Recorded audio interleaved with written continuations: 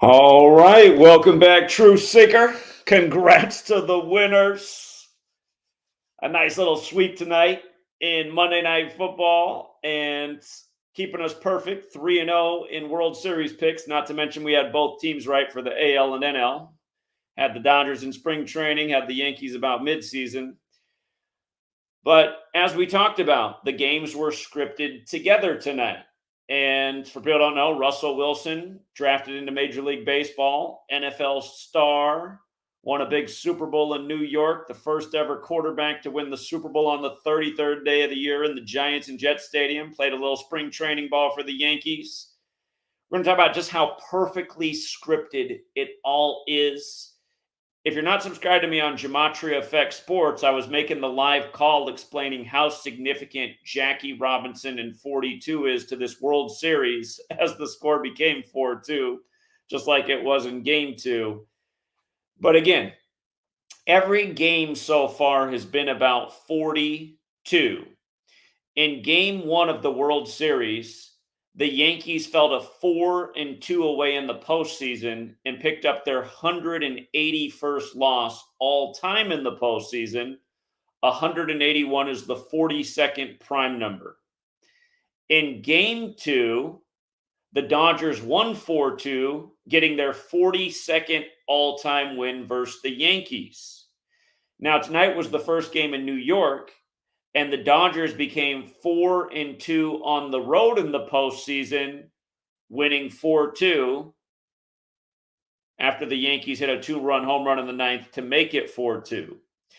And remember, the scoring in Game 1 was 6-3 after the death of Fernando Valenzuela at age 63. In Gematria, Major League Baseball equals 63 when you run the alphabetic order forwards. Major League equals 63 when you run it in reverse.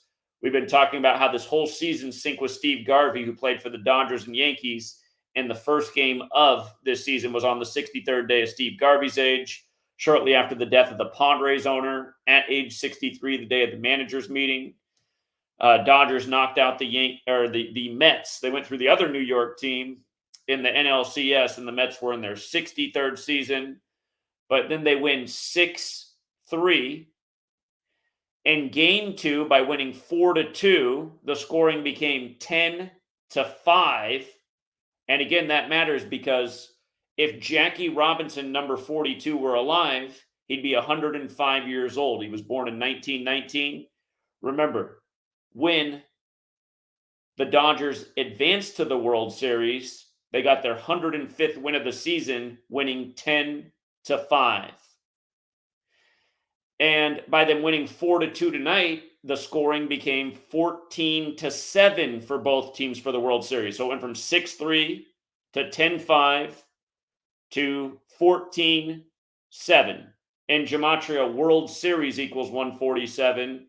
The Dodgers started this postseason with the 147 World Series losses. And Game 1 of the World Series was 147 days after Dave Roberts' age. And if you go back to Thursday Night Football, before Game 1 of the World Series was played, Demarcus Robinson, caught the touchdown. And immediately after that, Al Michaels began talking about the World Series. And he was saying, R.I.P. Fernando Valenzuela. And he talked about the 147 pitches he threw in Game 3 of the World Series. And by the way, the next day it was announced that Rudy May of the Yankees had died. And if you go back and look at Game 3 of the 1981 World Series, Fernando Valenzuela faced Rudy May. They just both happened to die days before the World Series begins. Of course, this stuff goes on every year. Rig sports, ritual sacrifice. Been talking about it for over a decade and have dominated the World Series the whole time. So the NFL piece tonight. We had the Steelers to win with 26 points tonight, and for a very specific reason. And did you see the score of the Steelers game tonight? Because they did win with 26 points tonight. And here's why we had the Steelers to win with 26. Because if they scored 26 tonight, they were going to have 187 points for the year, as Mike Tomlin, the coach of the Steelers, got his 187th win. And we talked about where Russell Wilson fit in with this. Russell Wilson's now had 2 starts for the Steelers. His first one was against the New York Jets. His second one's against the New York Giants. And in both games, shout out to the first tipper of the night. I appreciate that very much. See who else can tip. I know a lot of people have been making a lot of money. Haven't been many tips, but hey, that's par for the course around here. Yours truly's used to helping people make a lot of money and get no tips. It's just something about this society. Yours truly's always been a good tipper. But anyway, shout out to the Don Mata and the other good people who have tipped over the years, but most people in my community don't tip. It's whatever.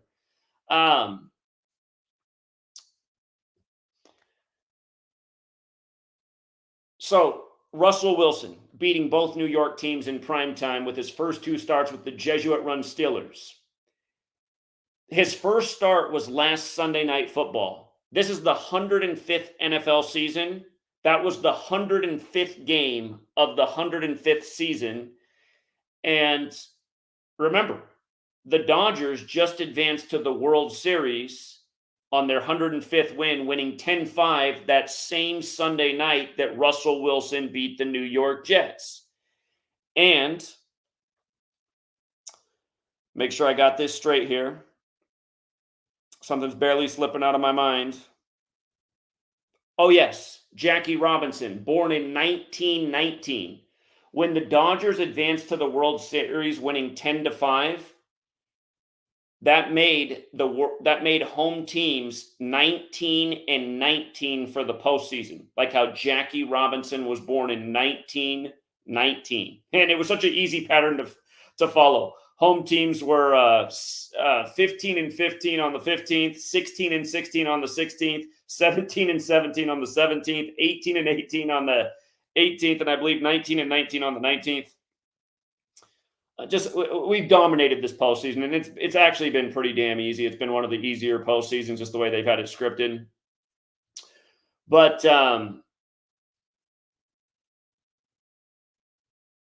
look at these numbers. The Giants fell to 2-6 tonight. The Steelers became 6-2. Steelers won with 26 as Giants fell to 2-6. And look at this. Yankees, 26, right? Yankees, 26. If you write out New York Yankees, it's 187. Mike Tomlin got his 187th win tonight. The Steelers now have 187 points for the year. And we talked about all this stuff before the game. So, again, it's just, and again, you guys, we've been doing this for over a decade now. It's so undeniable how scripted these games are. The Steelers became 3-1 at home as the game was sealed on an interception by number 31, who also had a game-sealing interception last week on Sunday Night Football. We've always talked about the Steelers in 31. You learn these numbers, you see through the scripts. Just like yesterday, the big script with the Hail Mary finish for Jalen Daniels versus Caleb Williams on 18-date numerology, the Hail Mary where they bump it into the air for number 85 to catch it to win with 18 points. Commanders over Bears. And by the way, this week we went 13-3 in the NFL. Not our best week this year, but pretty much what we used to do every week back when I started because it was so much easier. But we've dominated every week in the NFL except for week 3 this year. And about the 18 as well in the score tonight. You know, it was the last game of week 8. If you saw Monday Night Football, there was absolutely no reason for the Giants to go for 2. And the announcers were saying, like, what was even the point of that? Well, we know what the point is. To make it an 8-point game for no reason in the final game of week 8 as the Dodgers chase their 8th World Series. And realize this whole ritual with the Dodgers. Here, that's what I forgot to say. Thursday Night Football. Matt Stafford had 105 yards passing at the half and picked up his 105th career win. And again, right after Robinson caught the touchdown from Matt Stafford, they started talking about the World Series. All synced up with what would be 105-year-old Jackie Robinson. And keep in mind, Jackie Robinson Day is typically April 15th, the 105th day of the year. All right. So before the World Series began, I explained to my community why if a team went up 3-0 and we thought it would be the Dodgers, it would be worth hedging the other side to come back and win. And I have been thinking the Dodgers are going to win the World Series, and they very well, I mean, they're on the verge of winning up 3-0. But again, if you guys have not taken my advice yet, I mean, everybody should be in the driver's seat in my community. We had Dodgers to win the World Series in spring training. I told people to hedge with the Yankees mid-season. So you should have two futures out there, so you're guaranteed to win. Right now, they're only paying 13-1 at this moment. You can see if the odds get better by tomorrow morning, but they're only paying 13-1 for the Yankees to come back and win the World Series. And I'm skeptical about this probability, but I said that this was a real scenario where a team would start 3-0 and very likely the Dodgers. And then there's the narrative for somebody to come back from down 0-3 and win. And why have I been saying this? Because of something I've been covering since last October when Tim Wakefield died at age 57, 57 weeks from Game 7 of this World Series. If you don't remember Tim Wakefield, he was the knuckleball pitcher for the Boston Red Sox who came back from 0-3 on the Yankees to break the 86-year drought, the curse of the Bambino. So if you go on Netflix right now, you'll see that as of today, what's trending on Netflix is The Comeback. And I didn't even realize this was on there, but it turns out they added it on October 23rd. Netflix is making sure everyone sees it tonight. It wasn't trending until today. But now that the Yankees are down 0-3, again, in 2004, if you guys don't know baseball history, the Yankees were up 3-0 on the Boston Red Sox. Boston came back and won the series, best of 7. They had to win 4 straight, and then they went on to break the 86-year drought. And look at the name of this series, right? The Comeback. What's that equal in Gematria? 86. It's interesting that the Comeback's also 41 because the first time the Yankees and Dodgers ever played in the World Series was in 1941, and the Yankees won that series 4-1, and LA's got the 41. Right, we all know what happened to Kobe Bryant at age 41 on the 41st day of the Pope's age. So here's what I'm saying. Wise men hedge their bets, right? 13-1. Let's just say you had a $100 future on the Dodgers to win the World Series in spring training at 7-1 or 8-1, what it was paying in spring training. You're in the driver's seat right now to win $700 to $800, right? 700 to 800 if they come through. If you took my advice and hedged with the Yankees midseason, they were paying about the same thing midseason to win the World Series. So either way, you're going to make money if you took my advice. If you only have one of those teams covered, or let's say you only have the Dodgers covered from spring training and you skip the Yankees future midseason that we recommended. The Yankees had a major ritual against Philadelphia this year, and we said, the Yankees last won the World Series 15 years ago over Philadelphia. This is the 120th World Series, the 15th triangular number. Is it possible they could win it again? So let's just say you have $100 out there. This is like mathematical intelligence. You're in the driver's seat to win between 700 and 800 on the Dodgers. So if you want to make sure that there's no way you can lose your money in case the Yankees come back, if you put $10 on the Yankees right now and they come back and win the World Series, that pays 130, which means you get back your future money and you make a small profit. If you wanted to risk a little bit more, because you're in position to win 700 to 800, whether you got 7-1 or 8-1 odds in spring training. If you wanted to wager $50, you're likely giving back $50, but it's an insurance bet at this time. It's 13-1. So if that hits, you're going to win $650. If not, and you got it at 7-1, you're going to win $650, right? So now you're putting yourself in position that you're going to win $650 no matter what. That's where the phrase "wise men hedge their bets" come from. So again, I want you guys to be reminded of all this because I've been talking about this for a long time. Could we see a crazy comeback in the playoffs or in the World Series? I want to talk about the deaths of Tim Wakefield and his wife. Tim Wakefield died last year at 57. That's the World Series number. If the Dodgers finish off the Yankees, they're going to get their 57th win in the World Series all time. That's why we had the Dodgers as the favorites to win this. And obviously they still are, especially up 3-0. But World Series 57, right? So I put out this post. This post is from February 16th, 2024, right? Talking to my community at the beginning of the year. I've been talking about these things all year. From his death on October 1st, 2023 to Game 7 of the World Series is exactly 57 weeks. And Fenway Park's 120, that's where Boston plays. This ritual with the 120th World Series. Atlanta's also 120. The Braves began in Boston. So we've been trying to figure out this all year. What did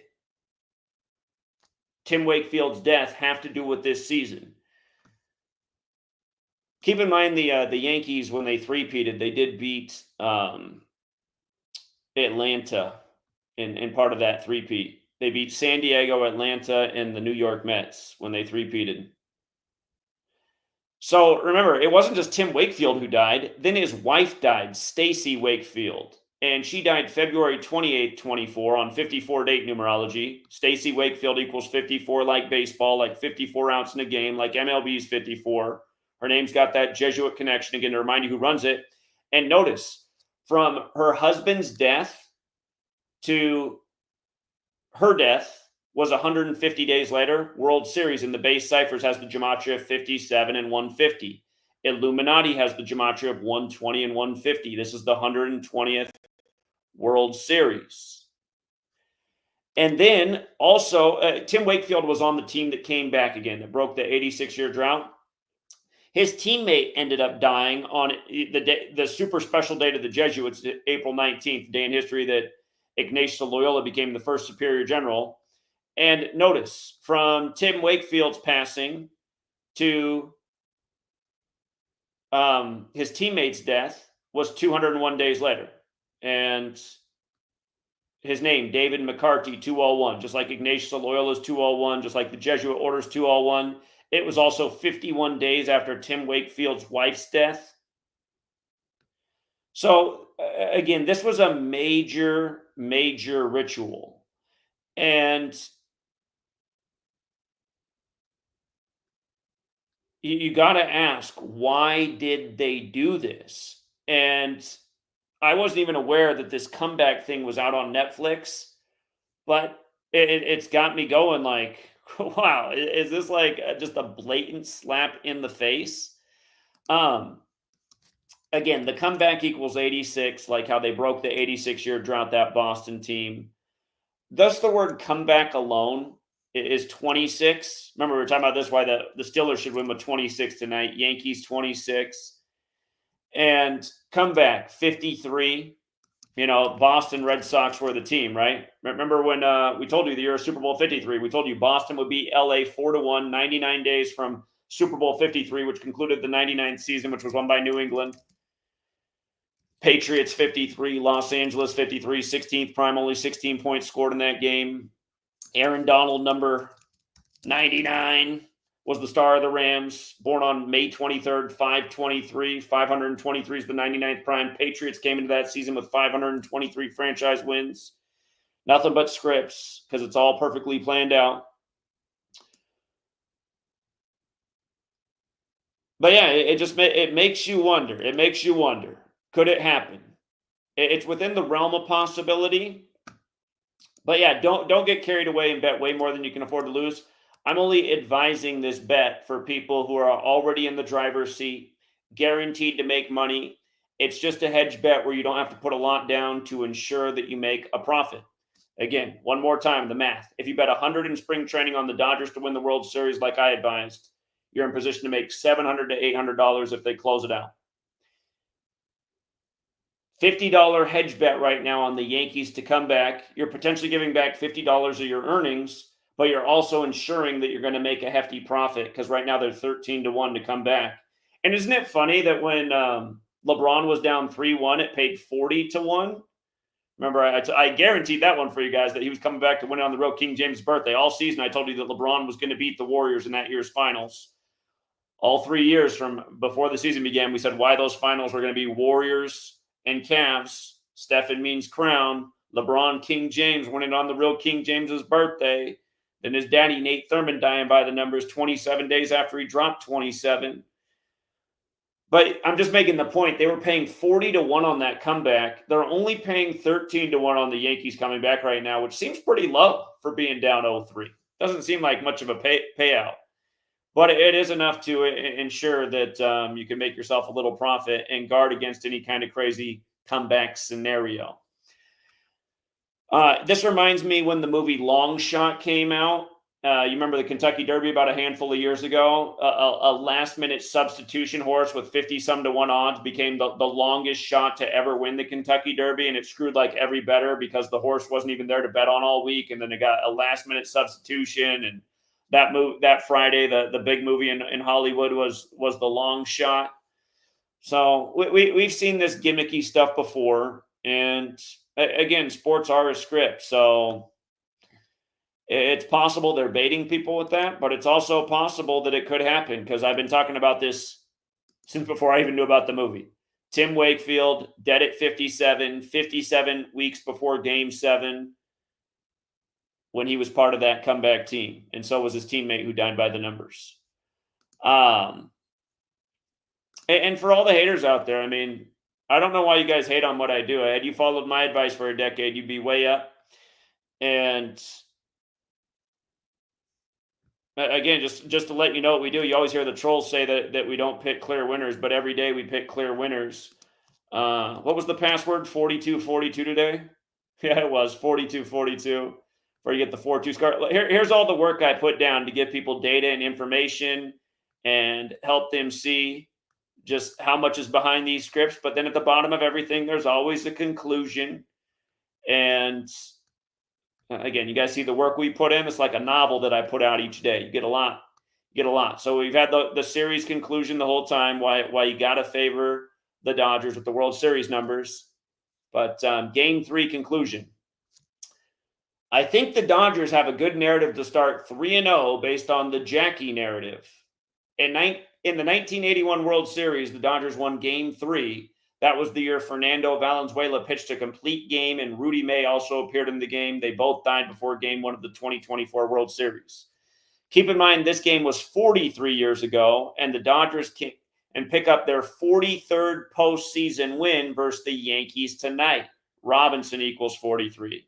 The Yankees fell to 4-3 away in the postseason in Game 2. Remember, they fell to 4-2 in Game 1. Jackie 42, Robinson 43. Just like when Chadwick Boseman died on the makeshift Jackie Robinson Day, he was first reported dead at 42, and then they changed it to 43. He was in the movie The Number 42 about Jackie, and he was also in the movie The Black Panther, and they moved the Jackie Robinson Day that year because of COVID to Jack Kirby's birthday, who wrote Black Panther. And Jackie Robinson was also in the tank brigade in World War II called the Black Panthers. It says if the Dodgers get their third win versus the Yankees, they will become 11-22 at the Yankees in the postseason. Master number set. That's something we teach about. It hits all the time in sports. If somebody can become 22-11 or 11-22, it happens almost every time. Numerology, master numbers. It's just like when we had Tiger as a lock to win the Masters 11 years after his last major and 22 years after his first Masters. Not to mention we've got 5 of the last 6 Masters winners correct. Show me anybody who's done that. Also, if the Dodgers do win today, if anyone's wondering what year I missed, it was the first time Scotty Scheffler won it because he just came out on the scene out of nowhere. We didn't miss this past year, though. They weren't even paying anything for him to win. 5-1 at the start of the tournament. Also, if the Dodgers do win today, they'll become 4-2 away in the postseason. Jackie equals 42, and the Yankees will get their 42nd all-time loss at home in the World Series. Keep in mind, in Game 1, the Yankees got their 181st postseason loss, the 42nd prime, and in Game 2, the Dodgers won 4-2, picking up their 42nd win versus the Yankees in the postseason. Actually, that was a typo where I wrote in the postseason. They actually picked up their 42nd win versus the Yankees all time is what I meant to write there. If you went up in my notes, you would have saw that's what I meant. For another 42, the Yankees have also allowed 42 runs in the postseason. That's for this year. If the Dodgers do win today, it opens up the sweep narrative tomorrow. And keep that in mind. That's why I'm telling you guys, don't go out and bet the house on the Yankees coming back. It's possible, but there again, the initial thought was the Dodgers would win this thing. They got better numbers to do it. It's just the Tim Wakefield death and being down 0-3 has got me going, especially Netflix adding this comeback thing. If the Dodgers do win today, it opens up the sweep narrative tomorrow. The Dodgers could get their 109th win of the season on the 29th. 109 is the 29th prime number. Once again, in 63, the Dodgers swept the Yankees. sort of like how the Dodgers won 6-3 in game one. They did it on October 6th. This is when they swept them in 63. They swept on October 6th, 10-6. Like how the 10th inning of game one, the Dodgers put up their 6th runs in the 10th inning, 6th runs, 10-6, winning the 106th game of the season. The relationship with 106 and 29 is the word black, as in black history, as in Jackie, the first black baseball player in white major league. Again, black equals 29 and 106. So there is a narrative to sweep tomorrow. It could happen. Tomorrow leaves 63 days left in the year, like 1963, like Fernando Valenzuela at 63. And I'll tell you what, had the Dodgers won 4-0 tonight, I would have thought that was a damn near lock. But yeah, again, if you're in the driver's seat, if you followed my advice all season, I do encourage a small hedge bet in case the Yankees come back, because right now it's 13-1. If the Yankees win tomorrow and stay alive in game 4, you know that value is probably going to drop to about 6-1. So small little insurance bet just in case, keeps you in the driver's seat and makes sure you make a nice profit. And that's where the phrase comes from, wise men hedge their bets. And, most people in my community are playing with a lot of house money, especially this season. We've absolutely torched the postseason. We've been torching the NFL, again, 13-3 this week. And yeah, just nothing but haters out there. Always trying to denounce what we're doing, and just long bullshit comments constantly in the comment section. Here, I want to show you something that this video a troll put up. A guy whose channel was allowed to go to 500,000 subs, but somehow can't get enough. I just want you to see what this troll did today. And then I want you to see his comment section. I just want you guys to understand the campaign that's out there to slander my name and lie about all of our accomplishments and downplay the accomplishments. Again, this guy right here is a total loser. If you don't know him, don't worry about total loser. But look at this video he made. I think he's in love with me. I'm being stalked by a Gematria cult leader and his followers. Just so you guys know who this is, it's somebody who lives near the Oklahoma City area. And when we came to Oklahoma City for April 19th to wake up the world to what really went down in 95 on Ignatius of Loyola Day with CIA asset Timothy McVeigh, this guy skipped town, went to Vegas, the Trump Tower, because he didn't want to get called out for not being there with us. He says he's trying to fight the federal government and wake people up to their tyranny. But then when we show up in his town and he could come out there and help us, he bounces out of town. And if you guys don't know what happened to me when I got there, I had the police and security waiting for me. I had them go hands-on. I had somebody come over from the federal building and threaten me. I get back to my hotel. The same feds who gave me a letter in person had it on my car. And to this day, I think the feds keyed my car. Somebody keyed my car in Oklahoma City. And it happened at the same time they put the envelope on the car. But the thing is, this guy had a video up about them going hands-on with me at the security when I showed up on the scene in no time. And it's like being stalked. I mean, this guy was obviously ready for the ambush that happened to me, because he had a video up on it so fast it was crazy. I was like still on the street arguing with the security and police about why I should be able to come on the campus and take a tour of the museum. This guy's already got a video up about it. And realize this is what the trolls always do, right? They accuse us of being a cult. How are we a cult? I'm sharing knowledge and showing how the game's rigged, from federal politics to rigged sports. I don't know where sharing knowledge counts as a cult. This guy associates with people that I would say are a cult. You guys know who Paul Unslaved is? He makes all of his community refer to him as Daddy. He's friends with Paul Unslaved. I mean, that's weird.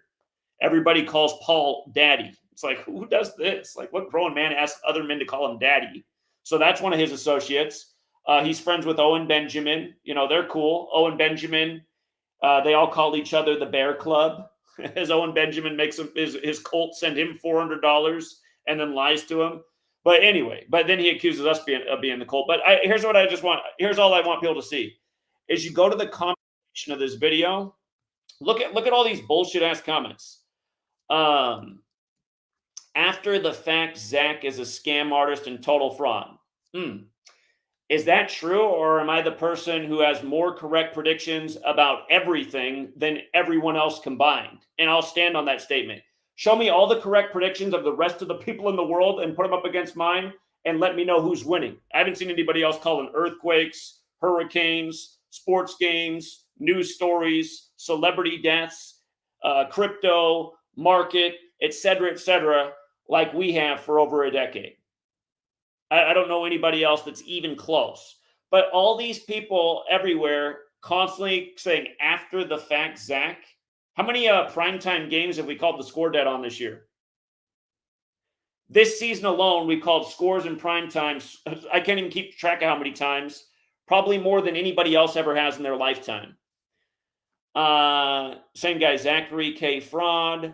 Uh, uh, you know, let's see. After same guy just spamming the same thing everywhere. This guy's the definition of cringe. If you're talking about Brian, that would make sense. Let's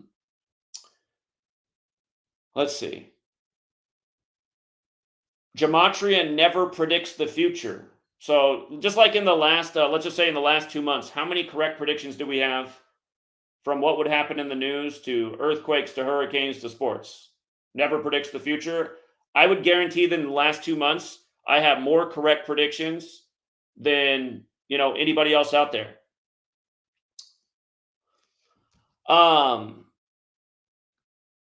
Yeah, how did so many people call in to his live stream from my channel?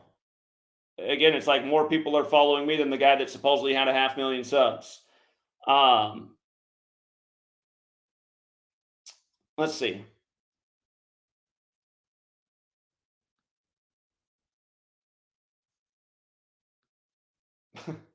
Brian in his video tried to say that my troll is exposing that I'm a liar. No, my troll will never debate, and all he'll do is clip up videos and play things out of context. And again, there's only one time him and I have ever been on a stream together, and he got super embarrassed in that debate. And the friend who was hosting it for him took it down right after because he got his ass handed to him. And again, you'll never see him try to debate me again. Got absolutely smoked and blown out of the water. Again, it's easy to chop up somebody's videos, play things out of context, and make somebody look bad. That's what political attack ads are. And keep in mind that guy's been trolling for how many straight years? And what, he has 80 some videos. So 365 times 5 is like what, 1,800 days. Out of those 1,800 days, he's been able to make a video 80 some days. 80 some days out of 1,800. How do you think we did on the other 1,720 days? I rest my case. Not to mention all of his videos are bullshit anyway. Here's a guy who's a total troll who copies my work and makes a living off it and doesn't give credit. Again, just the shill network here.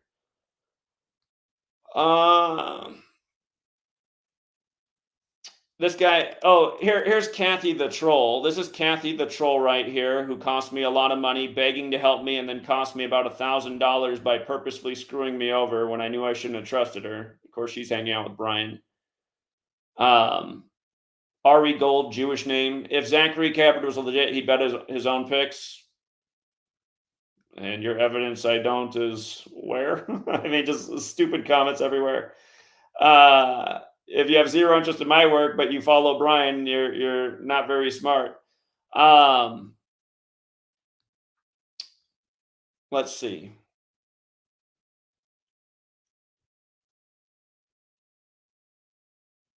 Oh, look at this guy. He couldn't. He doesn't like me because I can't accept the Earth is flat. Actually, I can prove the Earth isn't flat. Big difference. People who understand mathematics understand the Earth isn't flat.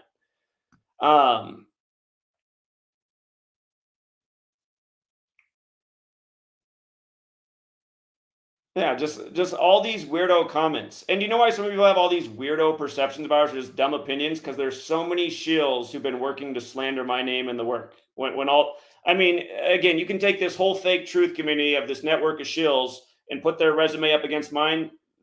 They don't have shit. I mean, they're not doing anything.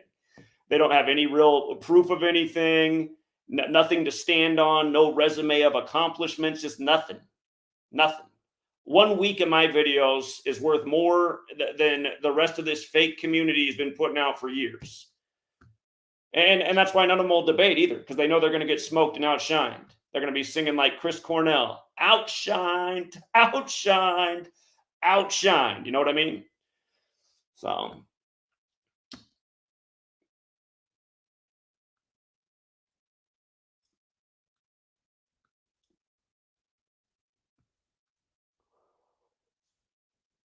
It looks like there's one intelligent person in the comment section. He says, this comment section is exactly what you, Brian, say all the time, cognitive dissonance. And you're also in the state of mind, Brian. You just haven't gone deep enough yet. Saying you're being stalked is a bit overboard. Yeah, especially when it's him doing the stalking. Weirdo network waiting for me in Oklahoma City, and he's got a video to go in no time about it.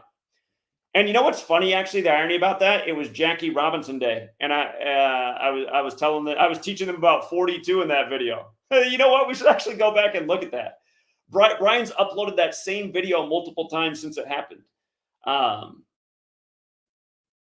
That's kind of ironic now that I think about it. It was Jackie Robinson Day because I got down there before April 19th. It was April 15th. I was teaching the security guards there, throwing me off the campus about 42. Saying you're being stalked is a bit overboard, and not taking his call because you know he would end up making you look stupid makes sense. Exactly. That's the real truth right there. And he knows it too. That's why he has to lie and slander and see, that's what annoys me about the whole troll network. They lie about me while they are the liars. Brian has said for years he will not debate me because I used ad hominem attacks against him. Meanwhile, he markets debates with other people who've attacked him with much worse ad hominems, including Anomaly, another shill, including Owen Benjamin, another shill. So again, it's Brian's whose words don't add up. I subscribe to both of you and can understand you both are focused on different topics, but at the same time, so much of the same. Exactly. He's speaking against the federal government, and so am I. It's just I got way more proof for my points. Brian, I think you and the majority of your subscribers have just not gone deep enough and have no idea what you're even saying. 100%. Thumbs up. Well, this guy's wrong. That's not where this system of gematria came from. It came from the Catholic Church, who gave us the calendar and the language at the same time.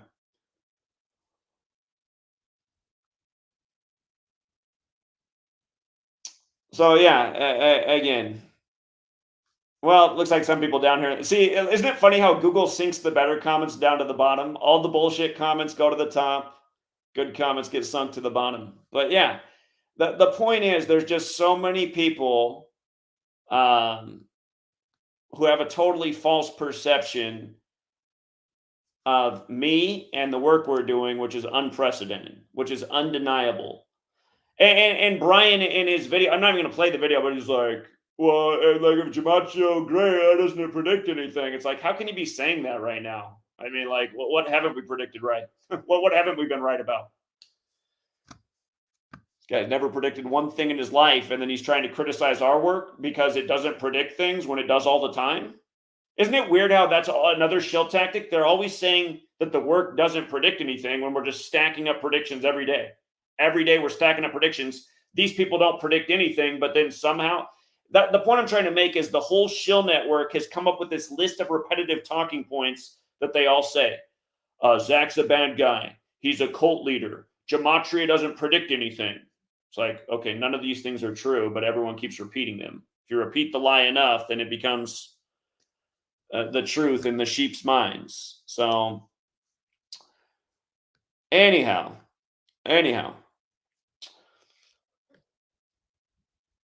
Shout out to, we got 4 tippers tonight. So you put the cash up on the screen to get some tips. All right. Thank you, Eminique. Thank you, Timothy Pittman. Thank you, Kendrick Shelton. Thank you, Frank Hernandez. Appreciate it. And out here in the super chats, thank you, Gematria Sense. Yeah, before the fact, Zach, exactly. Always has been. Correct predictions from the beginning. Very first video I ever put up was a correct prediction. Well, I'm sure if you're watching the stream, I already answered your question. So It's the 120th World Series. Game 6 is on the 120th day of Ohtani's age. Game 7's 120 days after his birthday. That's one way to look at it. It's hard to say exactly what game this is going to end in. So, again, if you took my advice, you're already in the driver's seat. You can just sit back like this and just see how much money you're going to collect by the time it's over. Just be chilling. Again, like we do year after year. Last year, we had Rangers to win it with 50-1 odds, game 1. Simple Troll is trying to take credit for my prediction. I get tired of that Simple Troll character, that no-class piece of shit, taking credit for my predictions. I put out on my social media page the narrative for the Dodgers to sweep after game 1 because of the 10-6. Within an hour, he's got a video up about how they can sweep, talking about how it's his predictions. Like, God, this guy's a loser. He's just such a piece of shit. The guy doesn't call anything without copying me. Just total piece of shit the guy is. But yeah, Rangers 50-1. Boom. Checked it. We told you why Bush. It was all connected to Bush, game 1, who used to run the Rangers. We said why the World Series, the 119th, should end on his 119th day of his age, 4-1, exactly like it did. Skull and Bones, 41. He's a member. 118th World Series, we had to represent the World Series in the NL in spring training, take the Dodgers or the Phillies to win the pennant. Phillies were 20-1 to win the pennant. They got it done. Dodgers didn't pay as much, but they were the two teams with the 118 connection. I didn't have the Astros in spring training who went on to win it all, but we saw what they were going to do on the anniversary of the Astro World tragedy. The year before that, we had Braves to win the World Series in spring training, the 117th. They changed their ballpark name to Truist Park, 117. Freddie Freeman, who's on the Dodgers now, Dodgers 117. Oh, by the way, look at this, you guys. Russell Wilson tonight. Again, this whole thing connected to Russell Wilson, who plays baseball as well. Russell Wilson tonight in the regular season improved to 117-72. Here, let me pull up my NFL write-up for you guys. And we'll come back and hold on. I'll come back to this in a second, but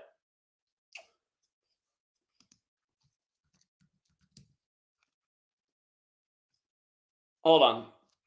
116th World Series. I told you I was in New Orleans educating about Billy Cannon's death and Joe Burrow's rigged LSU championship when Mookie Betts got traded to the Dodgers right after Kobe's death on 4-2. And I said, there it is. Dodgers will win the World Series this year. In a Jackie Robinson tribute, it's the 116th World Series.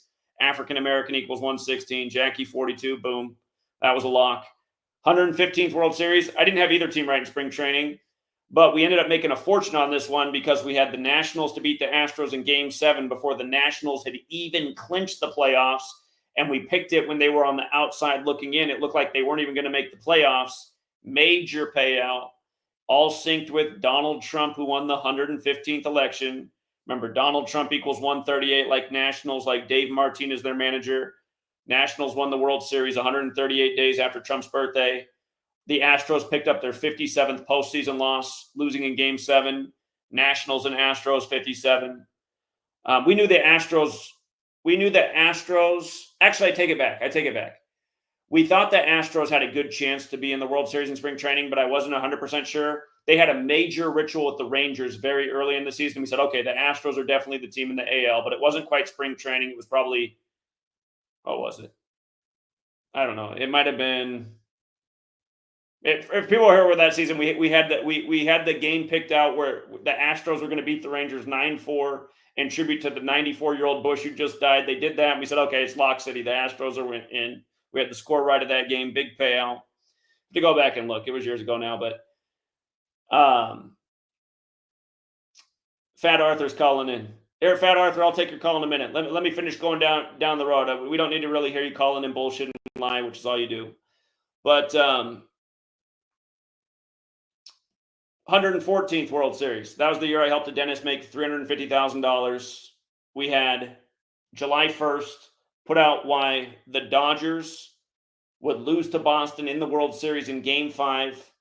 Boston winning 4-1, synced up with 41-year-old Tom Brady, who'd win that same Super Bowl over the LA Rams. Putting those two things together was a monster payout future. The rich got richer. A lot of people hit on it too, but one gentleman made $350,000 off that. That was the 114th World Series.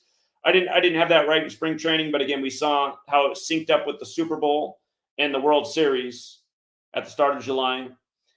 113th World Series. That's the one Vice News wrote the hit piece on me for.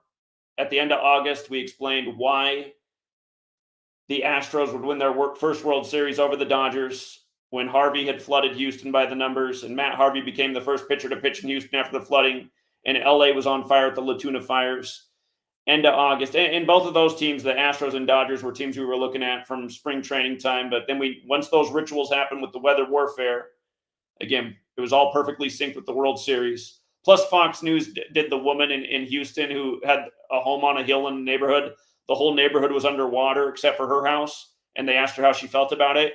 And she goes, I feel like I won the World Series with an Astros shirt on. I was like, oh, my God. Wish I still had that video with that clip. That was 113th. 112th. Guaranteed in spring training, the Cubs would end the 108-year drought like the 108 double stitches on a baseball. Major League 108. 111th World Series. Mets, huge payout in spring training to win the pennant. New York 111. We had the Mets in the 111th World Series in spring training. And I did think there was a chance there might be a Subway Series that year because New York saw 111. The Yankees didn't make it, but the Mets were the team we felt the most strongly about because it was all connected to Matt Harvey when he was still a Met. And remember, the 111th World Series. The only game the Mets won was 3-9. Again, New York's 111 and 39, and that day before that game was played, they were talking about the 1986 World Series where the dude came down in a parachute. They were talking about it all day before the game. I said, look at this. I think the Mets are going to win 3-9 today. And that's exactly what the Mets. The only game the Mets won in the 111th World Series was 3-9. Nice payout in that. New York 111 and 39. 111th World Series ended on November 1st. Matt Harvey got pulled after 111 pitches after Eric Hosmer stepped to the plate with a 111 batting average, driving in the tying run that got Harvey pulled from the game. Nothing but scripts, nothing but the same old numbers. And yeah, like this 78 here in New York matters too. That's the 12th triangular number. Just like how Boston, the only 78 team whose full name in the NBA, we had them last year before the season began to win the finals. The finals began on Boston Celtics' 78th birthday, but the point I'm making is 78 is the 12th triangular number. Boston outscored Dallas by 12 points, winning the finals last year for the whole series. This is the 12th time Boston and LA are meeting this year. And this whole thing is synced with Steve Harvey. This whole season's been synced with Steve Garvey. I might just say Steve Harvey. Steve Garvey, the former Dodger and Padre, we've been talking about this whole season, how the whole season synced with him. He was in that 78 World Series between the Dodgers and Yankees, which was the 75th edition of the World Series. And that's how old Steve Garvey is right now, 75. And again, I mean, just nothing but scripts. He's expected to become senator in California. The election's right after the World Series. And what's crazy is look at the 1978 World Series. Look at the score of Game 1 in light of the election this year falling on November 5th. Look at the score of Game 1, 11-5. The Dodgers won 11-5. Again, you guys, this stuff's planned out long in advance. It's just one big theatrical script. It's just like your favorite TV show, General Hospital, whatever, that has a gazillion seasons. It's the same thing with pro sports. And a lot of these scripts are written out long in advance. Freddie Freeman, wasn't he born in the same year?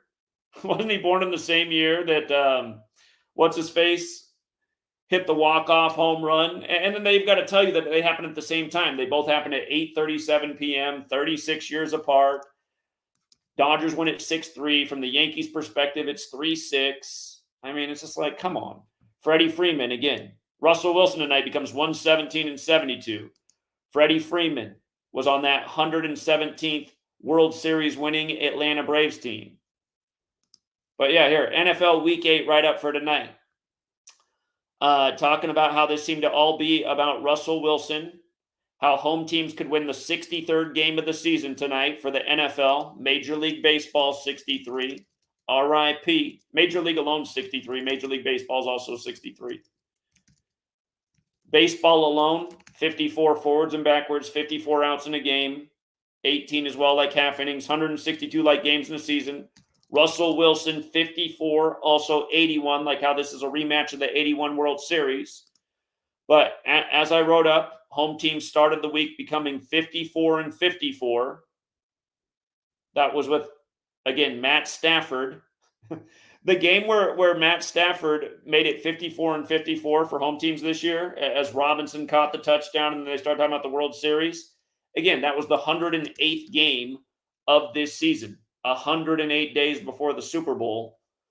All things connected, little World Series tribute synced up with the upcoming NFL championship where they sew 108 game balls. And again, why do they do that? Has to do with geometry. The football is the Vesica Pisces, the most important shape in football, or in sacred geometry, excuse me. Vesica Pisces, 53 and a yard wide field, 53-man roster, blah, blah, blah. But here, just scrolling down. Let's just scroll down to the write-up. Again, I go through and decode all this stuff. By the way, check out this guy right here, Calvin Austin III. Look at this big write-up on him tonight. How the Butler, he was a huge payout tonight. He ended up having 2 touchdowns tonight, but he had all these Trump things going on. Remember, they've connected Trump to Pittsburgh through the Butler shooting.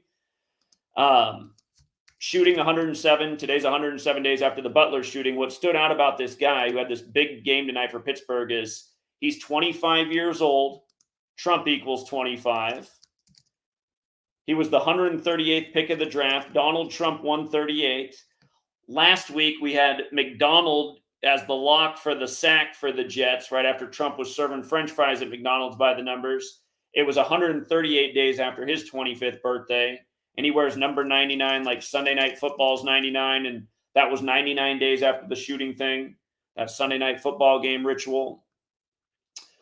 Now it's 107. But this Calvin Austin dude, his name, Calvin Austin III, 107, to go with 107 days after the shooting. Again, athletes born and bred to be for planned scripts that would interlock with politics. Again, this might seem like too much to fathom, but this is what they're doing, you guys. This is the Illuminati. They're light years ahead of the average person. It's just like the Kansas City Royals franchise is younger than King Charles. Remember what they did this year. 330 days after Charles' birthday, the Yankees got their 330th win versus the Royals. And then 331 days after King Charles' birthday, they got their 331st win versus the Royals, closing out the Royals for the year.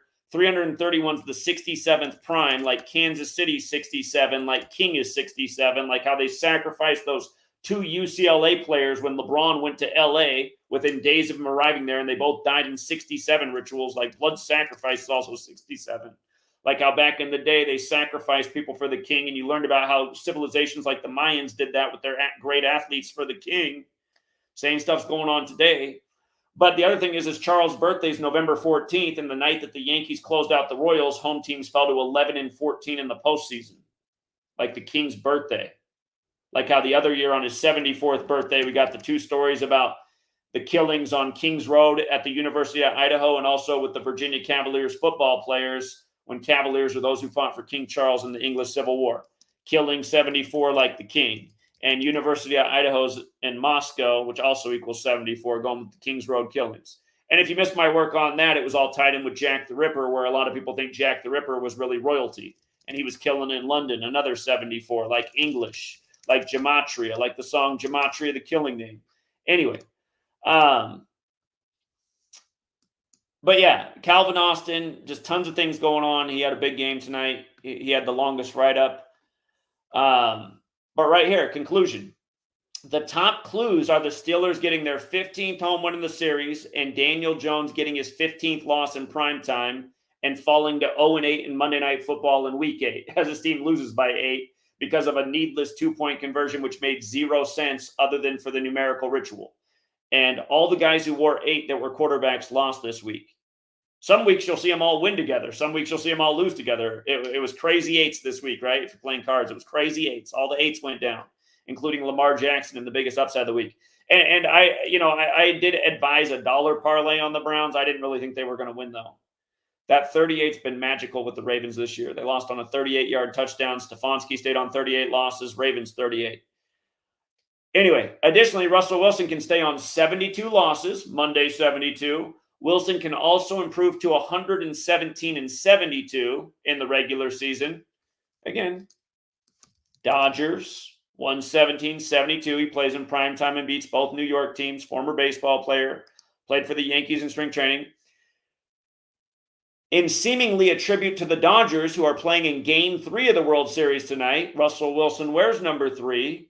If that happens, home teams will get the 63rd win of the season, Major League Baseball 63. It would go with the death of Fernando Valenzuela, who died at age 63, and who won in Game 3 of the World Series 43 years ago. As for 43 years ago, Daniel Jones can get his 43rd career loss tonight. If that happens, the Steelers will get their 34th win versus the NFC East, similar to how Fernando Valenzuela wore number 34. Also, the Giants will fall to 2-6. Yankees 26. For one more, Tomlin can improve to 11-1 at home on Monday Night Football. New York equals 111. If that happens, he'll get his 187th win, and perhaps the Steelers win with 26. New York Yankees 187. Yankees 26. Remind me what happened. and again, you just got to love the Giants losing with 18 or not the Giants, but the Giants. Yeah, the Giants losing with 18, just in a baseball tribute. Like last year, they made bases 18 inches long. Again, we've been teaching you guys this stuff for a year. It's all scripted together. All the major sports leagues are scripted together. The politics is scripted together. There's nothing more to prove. I don't need to call another thing for the rest of my life. And look at ESPN's story tonight. They got to make it 34 seconds long, like Fernando Valenzuela won Game 3, number 34. Remember what we were saying about Thursday night football? Here, let me pull it up right here. What we were saying about Thursday night football, a day after the announced death of Fernando Valenzuela. We were showing what would happen to the team records. We had LeBron beating Minnesota opening night, 213 points in the game. LA, the 2-1-3. Stafford won the Super Bowl for LA in the 2-1-3. And what? Am I in the...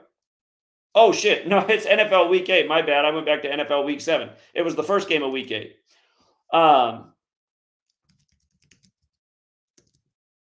Let me pull it up here. I moved it down to the bottom of the notes. Right here. So just right here, the simple thing, how the Vikings could fall to 5-2 and the Rams could improve to 3-4 right after he was announced dead. Remember what they did with Fernando Valenzuela? Announced dead as the Lakers were closing out Minnesota to open the 79th NBA season. Fernando Valenzuela, 79. He was a Cy Young winner, 79. LeBron Raymond James, 79. You had the Griffeys in attendance, who played for Seattle, the last father-son duo. The city of Seattle won the 79 NBA championship. LeBron got his 205th win with the Lakers opening night and stayed on 79 home losses with the Lakers opening night. Again, a tribute to the Griffeys baseball as they announced the death of Fernando Valenzuela. But look, in the background is number 52 and number 34. And think about what happened to Minnesota. They fell to 5-2, and the Rams became 3-4. And 34 is the 9th Fibonacci number, and Stafford wears 39, he wears number 9, like baseball's a game of nines. And again, just falling to 5-2. Minnesota's 52, like they hosted Super Bowl 52. Los Angeles Rams, 52.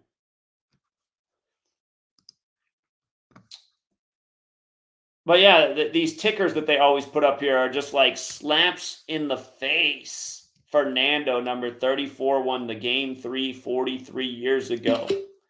So,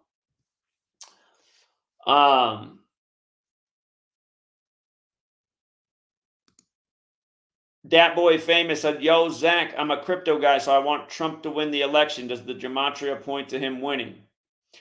Like I said, they've made this narrative super complicated with the things they've done.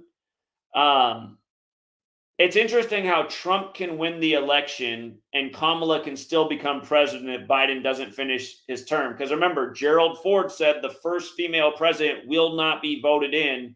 She'll become president when an old man dies and there's a woman vice president. And again, he said that at the Herbert Hoover Library. And Kamala was born the same day Herbert Hoover died, October 20th, 1964. The year of the Civil Rights Act, also the year that Trump began his Jesuit education at Fordham about a month earlier. Harris is similar to the name Harrison, The shortest term president in U.S. history was William Henry Harrison, who died after 1 month of taking office. Trump's trying to become Grover Cleveland. Grover Cleveland was the only split term president. And remember, we had, at the beginning of this postseason, we had Yankees and Dodgers to represent in the World Series, and we thought the ALCS would be Yankees and Cleveland, what it was, and we thought the NLCS would be Dodgers and Mets. And the reason we thought Yankees and Cleveland in the ALCS is because of the Grover Cleveland symbolism. Grover Cleveland, split term president. If you look at this, you guys. The ALCS was decided on the day leaving 73 days left in the year. Grover Cleveland equals 73. Cleveland Guardians equals 73. ALCS equals 73. Okay? The next day, the Dodgers closed out the NLCS on the day leaving 72 days left in the year. And of course, Jackie Robinson died in 72, 52 years ago, as the Dodgers in Cali tried to win the 52nd World Series for the NL, kind of like how the night before the Rams beat Minnesota, dropping them to 5-2 on the 52nd death anniversary of Jackie Robinson, when again, DeMarcus Robinson scored the touchdown, and then immediately they started talking about the World Series and the death of Fernando Valenzuela, like the audience is brain dead and can't put 2 and 2 together, because sadly they can't. But again, I've been talking about for the longest time how Trump was going to come back at 78 and be Grover Cleveland, and that very well still can happen. But they've done some crazy stuff with Kamala. It's got me humming and hawing, and I'm not, like, I was 1,000,000% confident Joe Biden would become number 46 weeks after the Pope's birthday in 2020. In 2016, I was very confident Trump would become the president, and then the things they did with Hillary and him made me start to think it was going to be Hillary, and I find myself in the same thing right now. So I'm like, should I just stick with the initial thought that it's going to be Trump? Because it's just like I'm having deja vu of the 2016 election. But at the end of the day, it also, what people need to understand is it doesn't matter which one of these stooges they put in there, they're stooges. And remember, they did a lot of King James stuff with Trump, who also has a Bible, like Trump now has a Bible. November 5th, the day of the election, is the day that the Jesuits in the Catholic Church tried to blow up King James with fireworks. And if you didn't see the headline today, somebody threw fireworks in the ballot boxes in Portland and Vancouver, Washington, separated by the Columbia River, those two cities, like the District of Columbia. But it's funny how they burned up ballots with fireworks, and the election is again on the day that the Jesuits tried to blow up King James with fireworks. And that's part of the reason in this Jesuit-controlled nation we shoot off fireworks on the 4th of July, the day that Jefferson and Adams died together, who warned about what could happen if the Jesuits came out of suppression and hijacked this nation.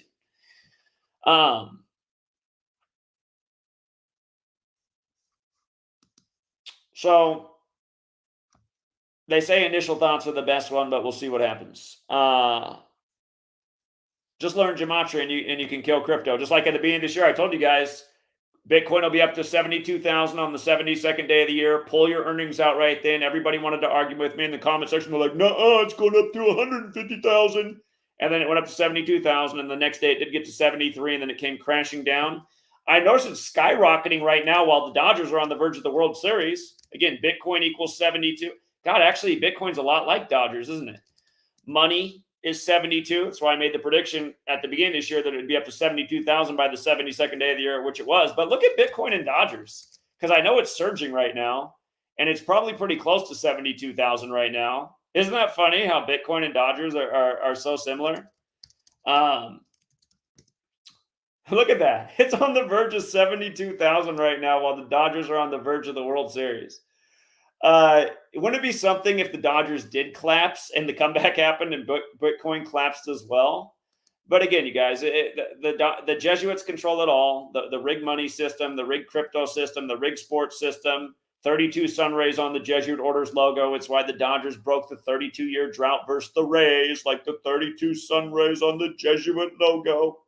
Jesuit orders 72. Oh man, the way they do it's crazy. But and by the way, just the whole Jackie 42. Again, it's the Jesuits that put the 42 code on black people. It comes right from the New Testament that begins with the 42 generations of Jesus, where the only physical description of him is that of someone that's got to be at least of part African descent. Definitely a darker complected person. So thank you very much, Blizzard Peak. And Thick Nectar chipped in 6.99 Canadian, said, "Hey Zach, what's your pick for the rig selection?" Oh, another person asked me the same thing. Yeah, again, I'd be real careful with that bet right now because I was thinking it was going to be Trump for a long time, and it still could be. But the stuff they've done with Kamala has made things very interesting. So, um, remember, Gerald Ford said the first woman will not be voted in. It'll happen when an old man dies. So it is possible that Trump wins the election, Biden doesn't finish the term, Kamala becomes president, but and then again you got a Harris right before Trump becomes Grover Cleveland, like it was Harrison between Grover Cleveland split terms. But yeah, I'm honestly not comfortable with what they're going to do right now. Supposedly, everything's saying that Trump is pretty much in the driver's seat, but they said that for Hillary in 2016. They said it was going to take a miracle for Trump to win. Even Fox News was acting like Trump had lost the election before they called it for him. And here's one other thing I'll tell you about Trump. I'll remind you guys about this one more time. President Donald Trump equals 248. If you go back to 2016, when Bill and Hillary conceded in purple, synced up with the death of Prince from Purple Rain. Remember, you guys, Purple Rain equals 58. Prince's girlfriend, Vanity, died the day of the 58th Grammys. Trump announced from the 58-story Trump Tower, went on to win the 58th election. Bill and Hillary again concede in purple. But anyway, when Bill and Hillary conceded, Trump was on 248 electoral votes. He ended up with more, but they conceded while he was at 248. Right now, the country is 248 years old. And Trump had that mug shot from Atlanta on 24/8. So again, is that another clue? Well, we'll find out soon enough, unless what it means is this is the end of the Trump presidency chapter while the country's 248. Because if he lost, I doubt he would run again. Because, I mean, how old would he be in 2028? He'd be... And let's not forget, the Simpsons have Ivanka Trump becoming president in 2028, if you didn't know that. For the record, Ivanka will be 47 years old in the 2028 election. Trump's 47. Like, Ivanka Trump's 47. Like, Lisa Simpson's 47. Again, Lisa Simpson wears purple with a pearl necklace like Kamala wore for Inauguration Day, which is what the whore of Babylon wears in Revelation 17. And again, that's why Biden passed the torch to Kamala on 21/7, 217 days after the Pope's birthday. And it's also why Trump gave the Pope a lotus flower. Kamala means lotus flower. He gave the Pope a lotus flower when he went to the Vatican May 24th, 2017, and that was 217 days after Kamala's birthday. So these are the reasons that I'm so conflicted on exactly what they're doing. But it would be something if Trump does win, Biden doesn't finish the term, Kamala becomes president for a period of time. And remember, the other thing that Gerald Ford said in the Herbert Hoover Library about his prediction for a female president is he says, once we get a female president, it'll be hard for a man to ever win again. So it would be interesting if Trump won, Kamala becomes president before Biden's term's over, and then we don't see men win elections again because, say, Trump does such a shitty job in his second term. But we'll see. We'll see. We'll see.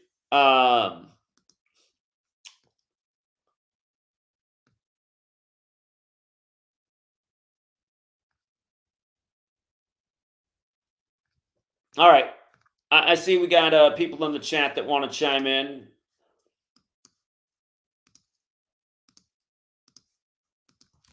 All right. If you guys want to jump on, the link in the description is there. Feel free to hop on. You are more than welcome to. And I see the guy who guaranteed the World Series wouldn't be Dodgers and Yankees is acting like he's a know-it-all again. You're just on the record guaranteeing it wasn't going to be Dodgers and Yankees, but now you're back to know-it-all mode just a week later, huh?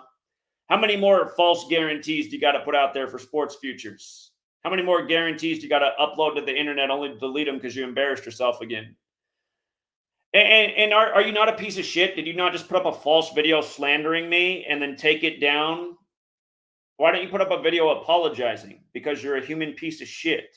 The same reason you guarantee false predictions and pose with fake money and still live in that broke little rat hole of a room. Simple troll. Yeah, I'm talking about simple troll. Of course I am.